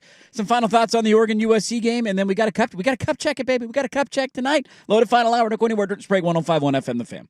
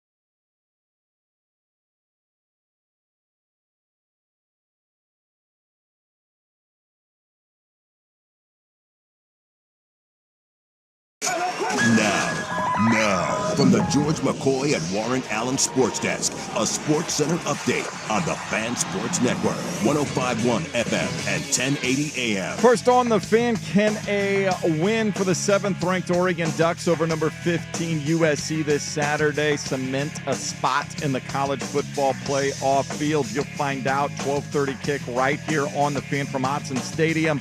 Our live pregame coverage from Eugene begins at 8 a.m. Oregon 10-point favorites. Trailblazers 3-game road trip begins tonight in San Francisco. An NBA Cup game against the Golden State Warriors. Shaden Sharp, Drew Holiday, Robert Williams III, all listed as questionable for Portland. Tip set for 7 o'clock on KUMP Xfinity Channel 1016. Portland, a 7.5-point underdog. Seahawks trying to get back in the win column. They are heavy favorites at Tennessee Sunday morning, 13.5 to be exact over the Titans. Seattle's big issue has been turnovers, 12 of them in the last 4 weeks. 10 a.m. kick. You'll hear it right here on the Fan Sunday with pregame coverage beginning at 8 a.m. More sports scores and stories in 30 minutes. Jason Swigard from the George McCoy at Warren Allen Sports Desk. Hurt and missing work insurance companies acting like jerks. Don't call your mom. Call George McCoy at warrenallen.com. Recruiting with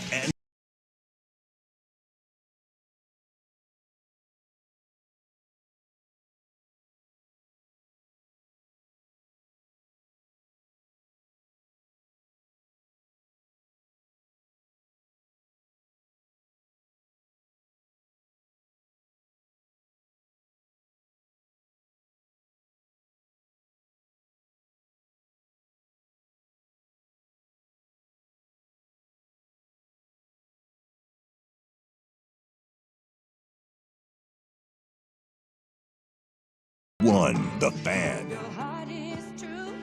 Hey, let's do this final hour. Dirt and Sprague here, Portland Sports Leader. 1080 AM, 105.1 FM, The Fan, the Odyssey app, live on YouTube. It's so deep. It's so long. Got a lot to get to in the final hour of the show. Thank you, Joe Freeman. Good morning. We love you, Joe. We Handsome miss you. Joe. Is he going to be down in the Bay Area tonight? Is he traveling? Do the beat writers travel still? Is that a thing?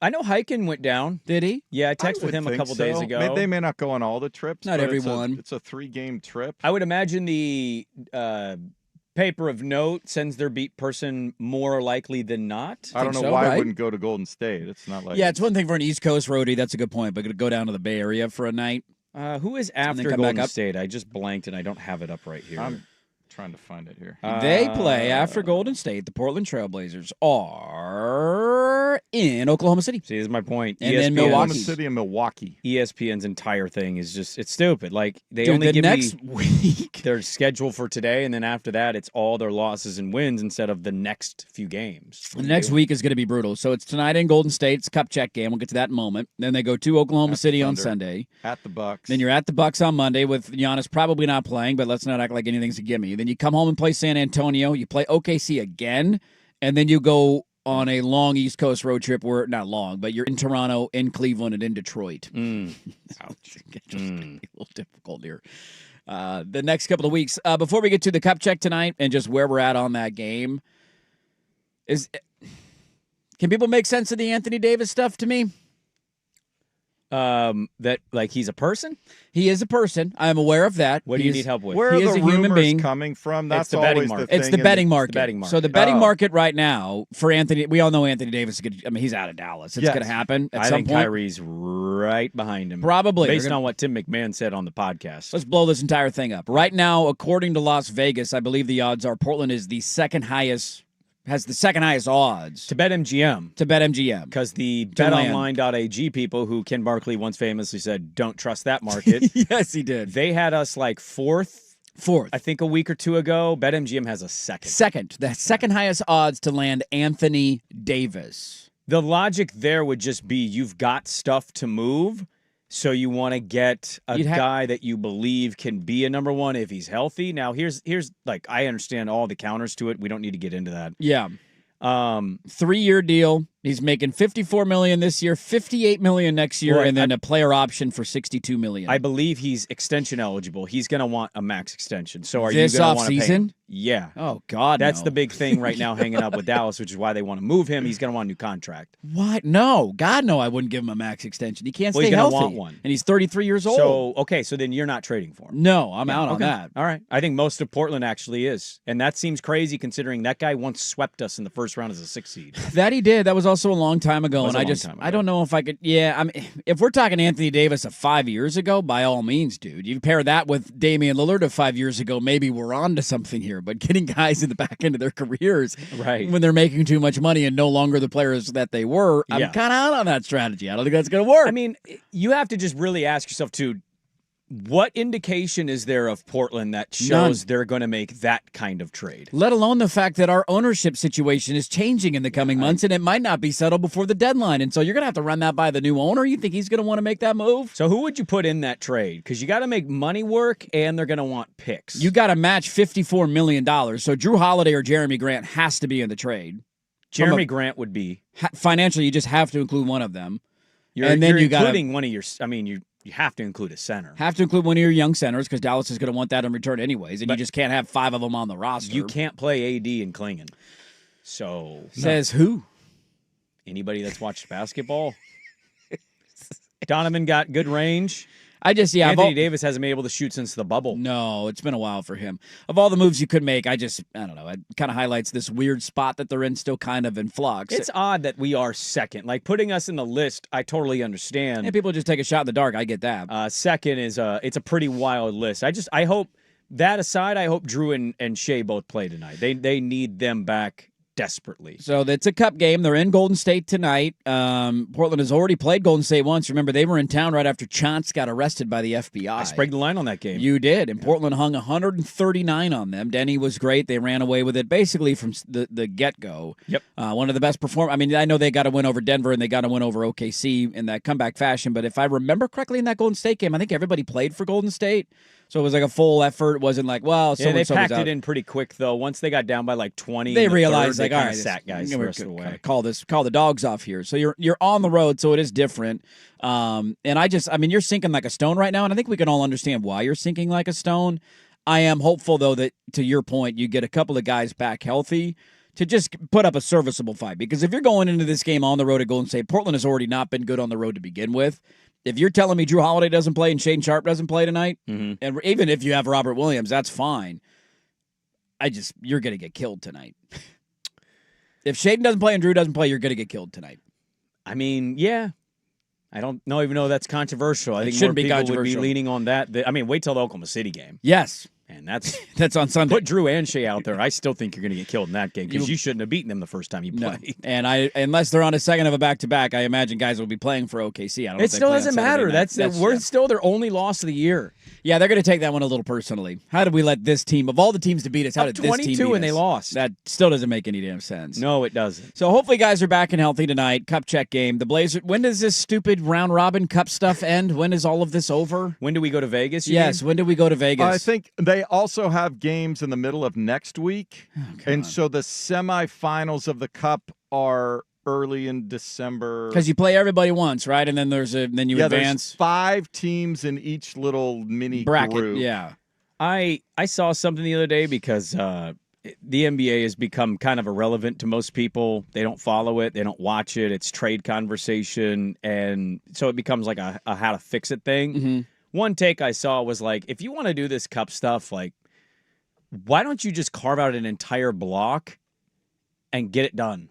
Why do you do these random spacing out of, like, it's too confusing. It doesn't make sense. Even for people who follow that sport, I listen to a lot of stuff. I read a lot of people, they're always like, oh yeah, it's a cup game. What's the standings of that? Who's in that? Who did we win? Yeah. I know that Portland's won one and lost one because we followed them. I couldn't tell you what anybody else has done in the semifinals cup. are December 13th, and the Cup championship game is December 16th. It's just stupid. You need to carve out a weekend or a week. When would be a good time? Maybe right now. If you want to do it in December, then do it in December. But take a week off. I would say do December. The tournament, yeah. Take another week off when it's done and get back into your season. Take a week and go have a single elimination tournament in Vegas. Well, the problem is you're asking owners to give up home games then. I just have them be no countsies. Just go play. You still got 82 games and then the Cup's additional. Well, the last one isn't Well, no then the countsies. players might have a problem The with last that. Cup game doesn't count. It already is a no countsies. That's one game for two teams. For a lot of teams, it'll only be one game because you lose your first game. It's only one game in the Cup. Then you go home. I don't know. The way they've done it is really dumb. But tonight's a Cup game for those who are curious. We'll see if anybody is healthy. We're TBD on that bad boy. Have we gotten any basketball fans in your life or like that you've actually seen other than anonymous internet person that's like super into the Cup now? Not at all. Yeah. Not at all. I told the story a week or two ago. My brother, he's a sports fan, but he's got 3 kids, right? So take that with a grain of salt because you just can't watch as much, and he's always traveling, and they're playing sports, and it's Right. constant. What year are we in the Cup? 3? Is this year 3? This is the third He year. didn't even know it existed. You got the Lakers and the Bucks are the champions. He got an antenna this year to watch Blazer games because he wants to be able to watch it. Turns on the game the other night when they're at home and they're floored. He's like, "What the hell is this about? Why is there a trophy?" He had no clue. We're in year 3, and he's a sports fan. He listens to the show. He follows sports. He had no idea that it even existed. And I'm like, well, let me tell you about the Cup. What did he think we were talking about anytime we brought up Cup checking? Maybe he just missed those. I mean, not everybody listens to every show, so he must not have just stumbled across a Cup check, or he's just listening and not paying attention to what we're saying and being a supportive brother. I don't know, but I had the take that this was going to become a thing for people, but I said it would take a while. I'm not sure it will. You can make this into a thing if you didn't have it be such a joke. The league is too unserious. Yes, the courts are dumb, and I immediately don't take you seriously. And then having the schedule break the way the schedule breaks is one of the dumbest things they could have decided to do. Given the injuries of a lot of players around the league right now, Denny has another big game. He's going to be our first non-Dame All-Star since LaMarcus. Yeah, he's going to be. He has to be an All-Star this year. The way he's playing right now, like Wemby might be out for 2 months. Yeah, he could be out for a while. Safe to assume in the Cup we are done if we don't win tonight. Does anybody know? Do you know where we're at in the tables? Have you seen the tables? Where are we at? No. Where are we at in the point differentials? No. Okay. I'm just going to, we would be 1 and 2. That's all I know in the Cup if we lose. I was pro Cup. I don't even follow the Cup. I'm already third year. I've already bounced off my opinion. Hang the banner, baby. There you go. There's your Cup check for tonight. The Blazers are in Golden State. Would you be mad at them for trading for AD?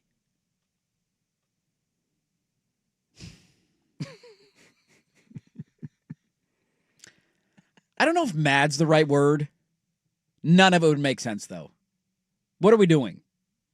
Are we back to win now mode? Isn't that kind of already your position? I mean, it is, but that would just put it on steroids of like, wait, so we are trying to win now? What if we traded Scoot? I mean, that's not that big of a deal to me right now. I'm hoping that he turns out to be a good player, but I'm not one of these Blazer fans that clutches my pearls over the idea of trading a young player. But if he's in like an AD trade, if he's in like an AD trade, that's whatever. What's Scoot going to be in his NBA career? What's his ceiling as a player? Well, he was the 3rd pick. It's his 3rd year, and you're trading for a center who's oft injured. Yeah. Is Scoot ever going to be the player that Anthony Davis is right now? Go ahead and take that answer. Waiting. We need a break. Waiting. Nah, you're not going to get Will me. he ever be an all-star? Will Scoot Henderson ever be an all-NBA player? Maybe in my heart. Because Anthony Davis has been. So. He's an NBA champion. Some guy on YouTube's like, Dirt wants to trade Klingon for Sabonis. What an idiot. Like, well, dude, by the way, Sabonis, 4 to 6 weeks with a meniscus. Brutal. He's not getting dealt now. Are these guys like, can't even play games? No. To your note, a loss would not necessarily eliminate the Blazers, as everybody in their group is all 5 teams are 1-1. Oh. Okay. Ooh. Yeah. They're calling our group the meat grinder. Yeah, the group of death, apparently. The group of death of the Cup. Group C. Nuggets, Rockets, Spurs, We'll Blazers, grind your Warriors, all 1-1 after 2 games of Cup play. What's our bracket called? West Group C. Didn't they call it the group of death, Blazer fans, when it was announced who was in our bracket? I think they did because it was like Nuggets, Spurs, Thunder. Yeah, that's a soccer term from when they have like the World Cup, and like how did those 4 teams all end up in the Which same would group? actually match the people who care about Cup games. It'd be like soccer, basketball fan. Yes.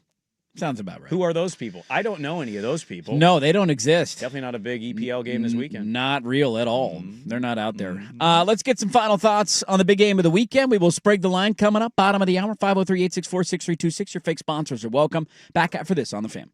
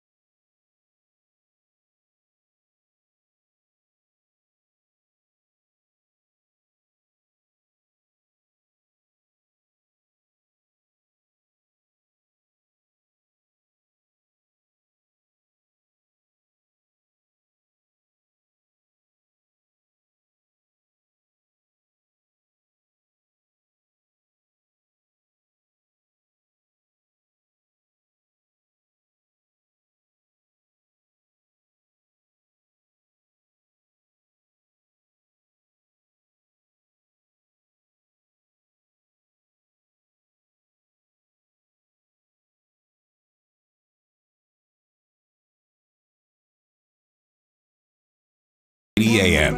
All right, well, Sprague Line coming up 10 minutes from now. Good sponsors rolling in. Writing them down. We'll get to that.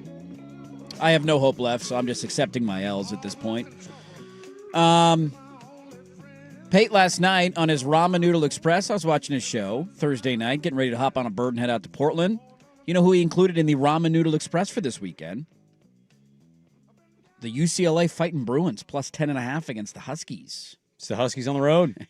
Has his name fallen out of the list of coaching searches because he lost to Wisconsin? It felt like there was some chatter there. Now I have not heard his name at all. I don't think it's fallen out. Like, I think UCLA would still be really well served to take the interview. Neuheisel reported this week on CBS that Chesney, the coach of James Madison, is a name that UCLA is quite fond of, except also Penn State's very fond of him, and he's going to Penn State if those are the two options. You see somebody down in the Alabama region has floated Kalen DeBoer as a candidate for Penn State. You're going to have to explain that one to me, dude. I don't get it, because the pressure's not letting up from going to Bama to Penn State. I would argue it's worse in some ways. Like, you have a lot of heat on you. You shouldn't have lost last weekend. Inexcusable to lose that game with what your defense did and having those turnovers. You go 10-2, you're definitely in the playoff. You go 10-2 in Penn State, they want you fired. They're tired of 10-2.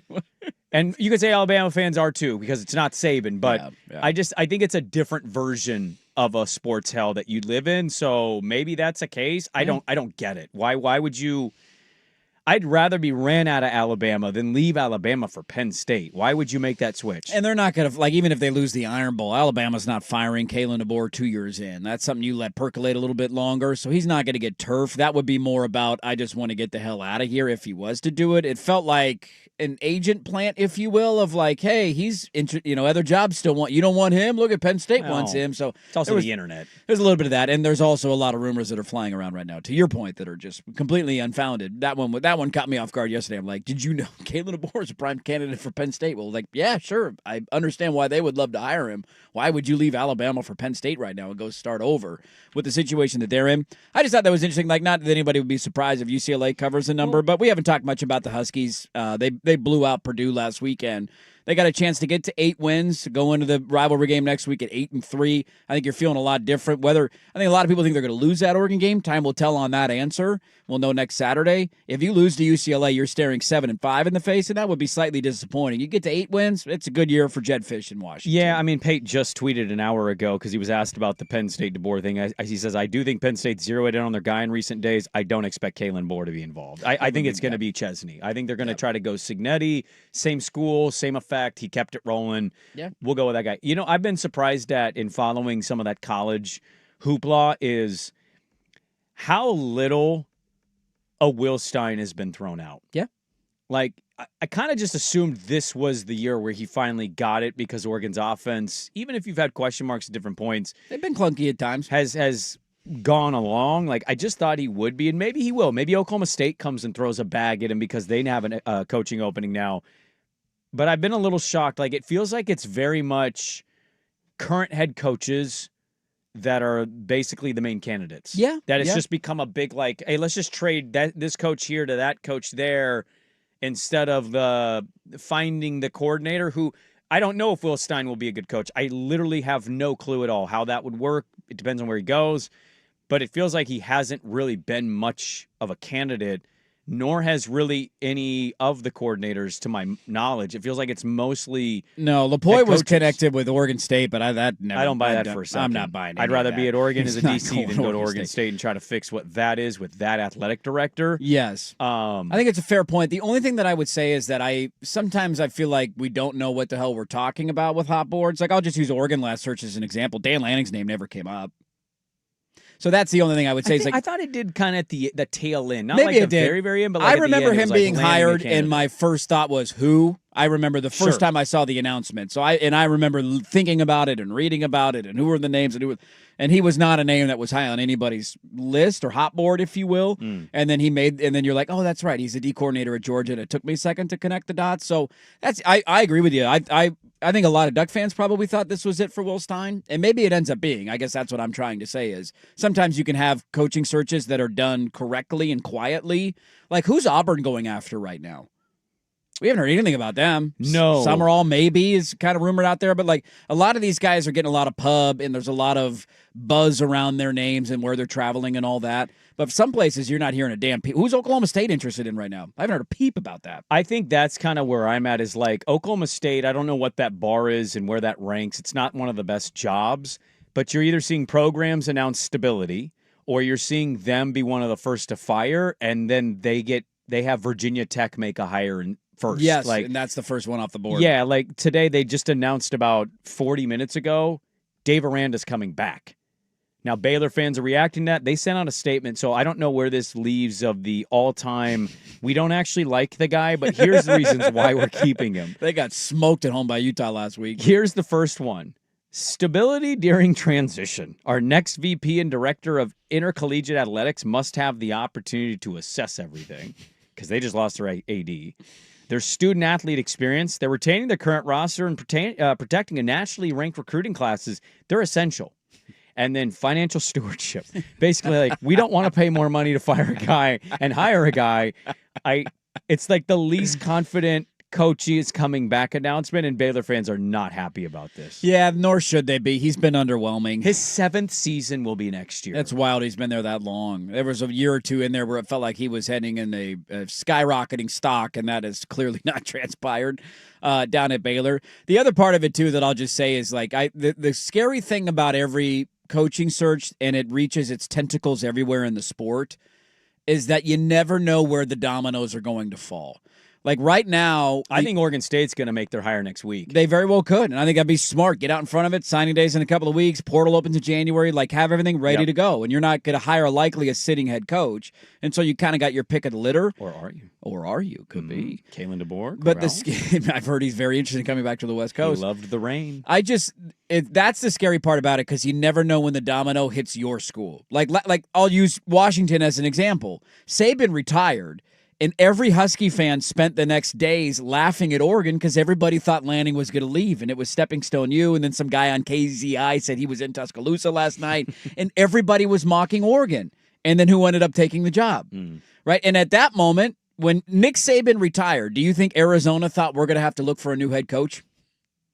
How is this going to implicate us? Sure. And then that domino hits Seattle, and then that domino hits Arizona. So, but it's all head coaches moving, and that's what I'll say. With With coordinators being hired, hasn't happened. But as how often. many openings are going to happen because other openings are now like Ole Miss might need a new head coach. Who do they hire? Yeah. I don't know. I don't know if he's on that list. I don't know where they would want to go. But Missouri might need a new head coach. Eli Drinkwitz is in a lot of these. That domino might hit Missouri, and all of a sudden maybe that's a job you want because you want to go coach in the SEC. So that's the scary part of the ramifications right now. That just you never know what this college town's going to get touched by this because it's going to hit a ton of them in the coming weeks. Nice reminder post yesterday that Kiffin during 2016 was the OC for Alabama. Sarkisian was who was an analyst helping out, trying to redo his reputation, and he basically was showing up late to team meetings. And Saban does not mess around with that.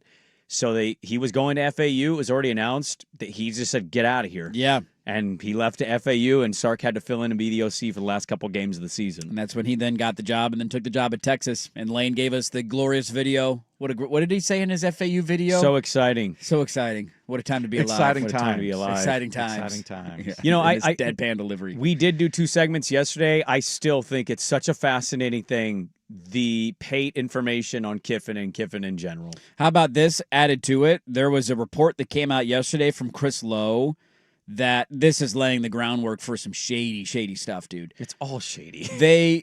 Chris Lowe had a report saying, quote, if you're suddenly without your head coach when they do the final seeding for the college football playoff, a coach who's gotten you to that point, then they could definitely drop you in the seeding in order to put you on the road.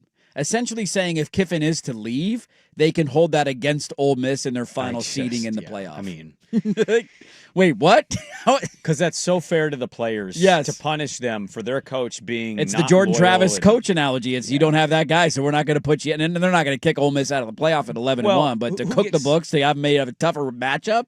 It's ridiculous. Who gets more outrage, though? The team, Ole Miss having to go on the road when they don't deserve it because they lost Kiffin, or the team that has to play Ole Miss at home? What an exciting time.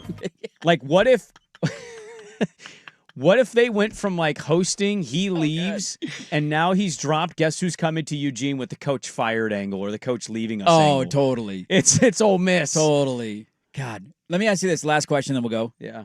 If he leaves before the playoff and they win a national title. This is so stupid. Patrick Ewing theory. Does he get a ring? Yeah, he does. Do they want to give him a I ring? think college is different than the pros. Like pros, there's a rule of in the Players Association. If you're on the roster, like you're automatically given a ring. I think he would get a ring. He didn't win it though. But he was Are they giving it to him, or 90% of their team? Do you send it to him? Yeah, they definitely don't want. If you're an AD, are you sending him that ring? Nah. I think you put it in your most rabid fan's home and you say, come get it. It's in his living room. I think it'd be like Legends of the Hidden Temple type You got style. to go find the thing. Can you find it? Which fan base actually has it? The one that hates you or the one that kind of still likes you? It's like a talking rock at Ole Miss. He's knocking on the door, sheepishly looking in the window. Which bow tie is it currently sitting under? The red or the blue? And there's a trap door under the wrong one. What happened to Lane? I don't know. He disappeared. All right, let's break the line. Get your fake sponsors in 503-864-6326. That is next. First, here's us with a update. Now, from the George McCoy at Warren Allen Sports Desk, a Sports Center update on the Fan Sports Network, 105.1 FM and 1080 AM. Brought to you by Mountaintop Metal Roofing. No maintenance, energy efficient, fire resistant, and a lifetime warranty. Do it once, do it right. Visit mountaintopmetalroofing.com. First on the Fan. 6A football semifinals tonight at Sherwood High School. It's the Anthony Newman Bowl. His current team, West Lynn, taking on his former team, the Central Catholic Rams. 7 o'clock at Hillsborough Stadium, Lake Oswego, taking on the Nelson Hawks. Here we come. And the two winners tonight will meet for the title next Friday afternoon. You know who's shaking in their boots? Lake Oswego and Anthony. Ooh. How about this update here? Look, love is love in the animal community as well. There is an individual in Germany that has started a cause to help awareness that animals are indeed gay.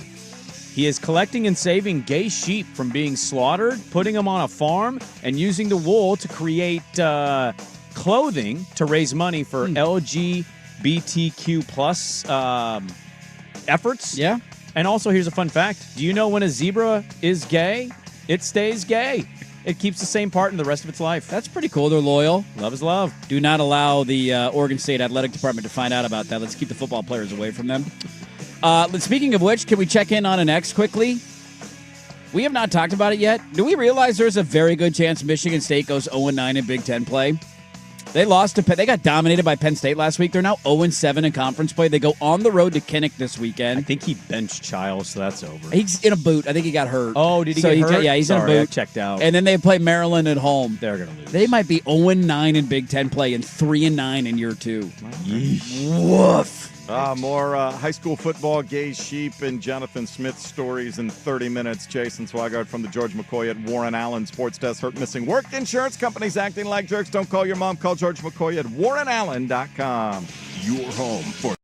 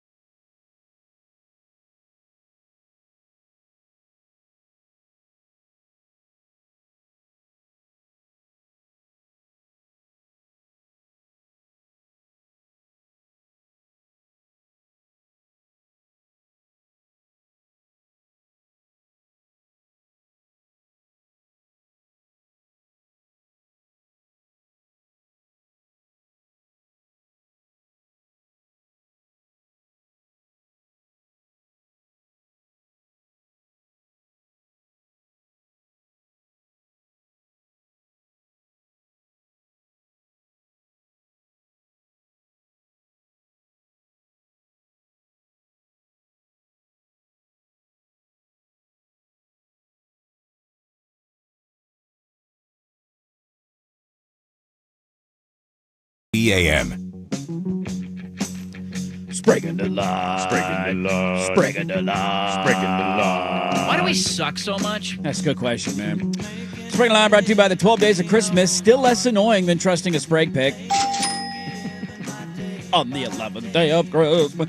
Sprague the line brought to you by Swag's love for bending quarterbacks in half. Still less taboo than taking a Sprague pick. Hooray! You kinky bastard. Swagalicious. Sprague the line brought to you by Oregon State's 2-9 record. Still better than a Sprague pick. Whoa! No, it's not. You stop it and you apologize right now. Right now. Sprague the line brought to you by adult cheerleading competitions. I'd rather spend my whole day in a crusty gym watching that nonsense than following a Sprague pick. Sprague the line brought to you by Selma Hayek. We all dream about how awesome it would be, but we know it isn't real, just like a Sprague bet winning. My oldest asked me who I had a crush on, and I mentioned her, and she looked her up, and she goes, "That, huh?" And I was just like, "What do you mean that? What do you mean that?" Sprague the line brought to you by Roto-Rooter. We've got you covered when Sprague's picks go in the toilet. Stay tuned for next week. Sprague the line brought to you by the 12 Days of Christmas. I think I speak for all of us when I say we'd rather be milked by 6 maids than listen to a Sprague pick. That's what she said. Sprague the line brought to you by Honey Bucket. The only thing worse than a Sprague pick is the crap inside our porta potties. We just like to be around naked people together. Sprague the line brought to you by Mommy Kissing Santa Claus. Some people like to sit and watch when Mommy kisses someone else, just like Sprague likes to sit and watch when the sports books take his money. I love meat.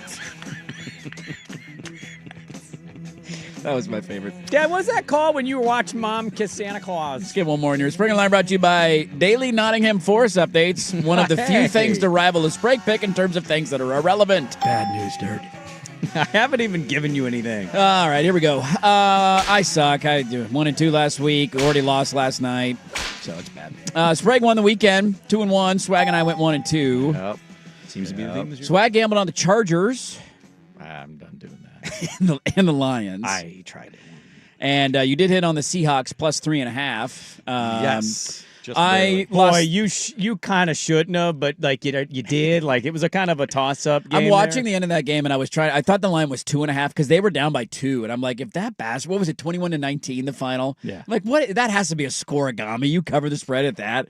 I lost the under of the Ravens Browns on a pretend quarterback tush push jet sweep touchdown. Mark Andrews. They scored 39 points. The over-under was 38.5. They couldn't run down Mark Andrews. No, they couldn't. Thank you for that, ran Cleveland. away from him. I gambled on 9, so I deserve all the blame there. And then I did hit on the Bills. Sprague, you hit on the Pats on Thursday night, and then you hit on the Niners. Then you missed on the over-under in the Seahawks and Rams game. So I tried to walk you out of that 9 game. You did. You hate him. I don't understand. It's the Husky bet from Wisconsin. I don't know why you did that to yourself. I'm an idiot. That's why.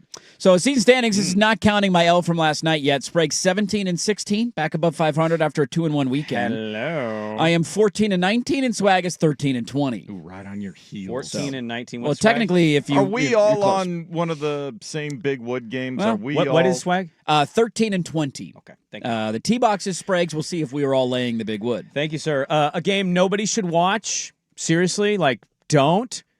I'm diving in, and it's ugly. I don't know why I'm doing this to myself. It's probably going to be a loss some way, somehow. Rolly, rolly, rolly. I'm getting 3.5 on the road in the Bad Team Bowl. I'm betting on the Brader game. I'm taking Shedeur Sanders. You're taking the Browns? Myles Garrett plus 3.5. Wow. Let go. Okay. He's got his I got to be honest with you, man. Sunglasses, almonds. He's Is ready it to the go. A whole lot of bit? picks I saw coming this week. I did not see that pick coming Myles this week. Garrett will win this game for me. Okay. I hadn't. The wood hasn't been good to me of late.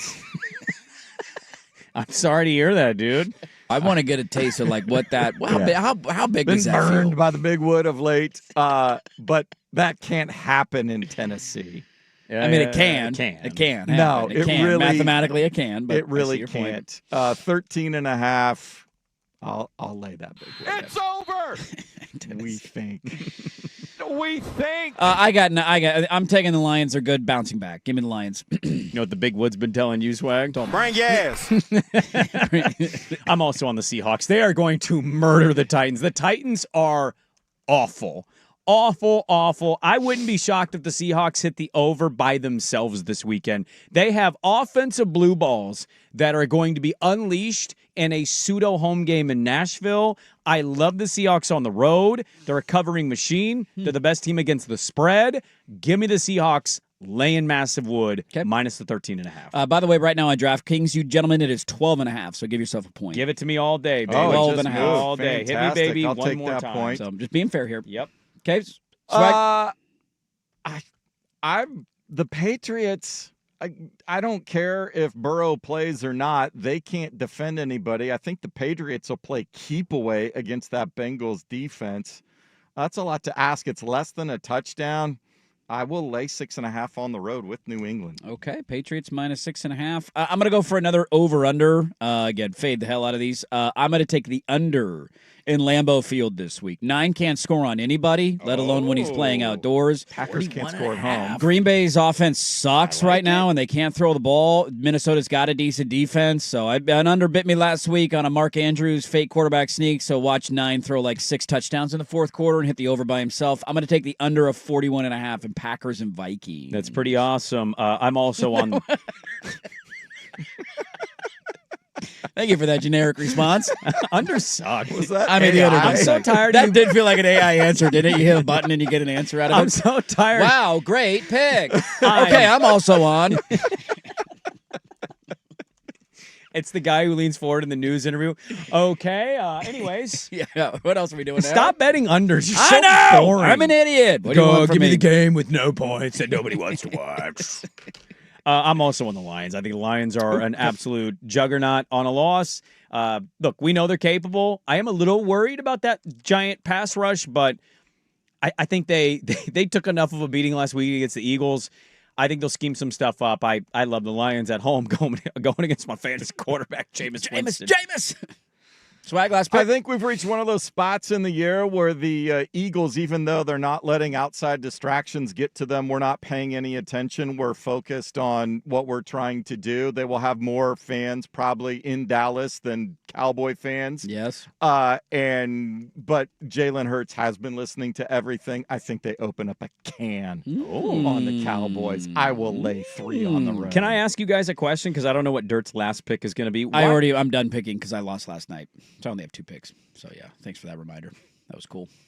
Anyways. Remember when I took the Bills and then I made fun of you for having small balls and I have big balls and you have little balls and my balls are big? Remember that? Remember that yesterday? We got the chat Sprague bot here. That happened. Spit on that thing. Already 0 for 1. Thanks for the, really appreciate that. Right in the butt. Yeah. That's what the Texans did to me. That's right, Bob. Their Senator mascot or whatever the hell that is. Is there any reason none of us are betting the over in New England, Cincinnati of 50? Yeah, I eyeballed that one. I mean, Cincinnati's defense. I know. New England might score 41 by themselves, and we know Cincinnati can score. Yeah, maybe it's just stupid. There's a bit of the just fearful New England stuff for me. Like I know that they're good. I think You think they have a hiccup in them? Man. Like they're a young team coming out of nowhere. Are they really just gonna go wire to wire? Like let's not act like the Jets game wasn't uncomfortable. They played the Jets. By the way, Indy 6-3-1 against the spread. Kansas City 5-5 against the spread. I'm surprised nobody took that bait. In Arrowhead, must-win game for Kansas City. I know. I'm surprised nobody's touching that one. We're there on the Chiefs. On Kansas City or on Indy? Kansas City? I figured Kansas City. They're one of the more popular bets this weekend around Vegas. I'm staying away, dude. Yeah. They've had 2. Last weekend was the literal letdown spot. Everybody loved them last weekend with 3.5. Very true. How'd that work out? Not good, Bob. Not good. All right, I lost last night on the Bills. I'm also on the Lions minus 12.5 against the Giants and the under of 41.5 in the Vikings and Packers game. Sprague likes the Brownies in Vegas plus 3.5. The Seahawks lay in the wood to the Titans 12.5, and the Lions lay in the wood to the Giants 12.5. Swag also on the Seahawks 12.5 in Tennessee, the Pats minus 6.5 in Cincinnati, and the Eagles minus 3.5 in Dallas. Spraguing the line is brought to you by. Hold on, I got to scroll back to the bottom of my show sheet. Brought to you by Sprague in the bedroom, much like Young Hansen. If you get 90 seconds of solid performance out of him, you consider it a win. We're good. We just ain't real good. When you're about to get freaky at night, you think about it. There you go. Let's wrap it up. Sending your win on Friday next on The Fan.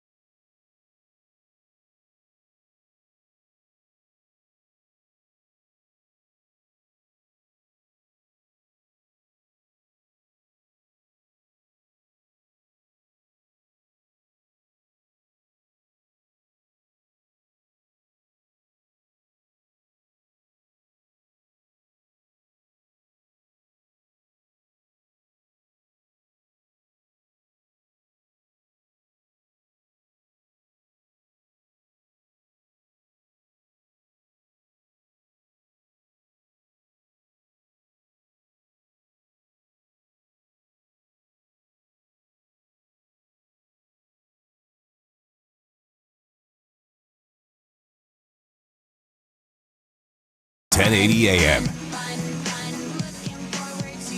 There you go, fist pumping your way into the weekend every single Friday. Hey, right now, if you text the word hockey, Hockey, ever heard of it, to 503-864-6326, that is the fan text line, you will be entered for your chance to win a family 4-pack of tickets to see the Winterhawks on either November 28th or the 29th at Veterans Memorial Coliseum. You can head on over to 1051.com, 1051thefan.com for all the complete details. Again, text hockey to 503-864-6326, and you'll be entered for your chance to win. Let's do that hockey. Let's do that hockey. Gonna be a fun little weekend. Fun little week. What you guys got on the docket? You guys got anything fun planned? I'll be at the Child Center almost all weekend. Calling We got a Pilots games, tournament, men's so and we women's? got Cal State Fullerton, Northern Colorado, and St. Thomas University in. Okay. So there'll be double headers every game. Okay. Or every day. Every day, God, yeah. that means Monday your voice is going to sound like LSI at the end of the tournament. I'm only calling one game. I'm not doing both. I'm just doing the Pilots. They'll get you to game do each another day. one. Jason, come on, Jason, Jason, we need you. Stick We need around. ya. Stick around. Ooh, okay.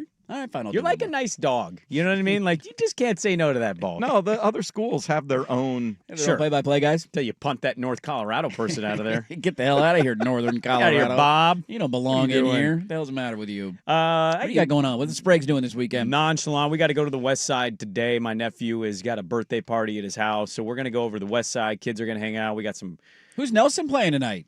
Laco. Laco, Did you okay. not listen to the update? No, I did not.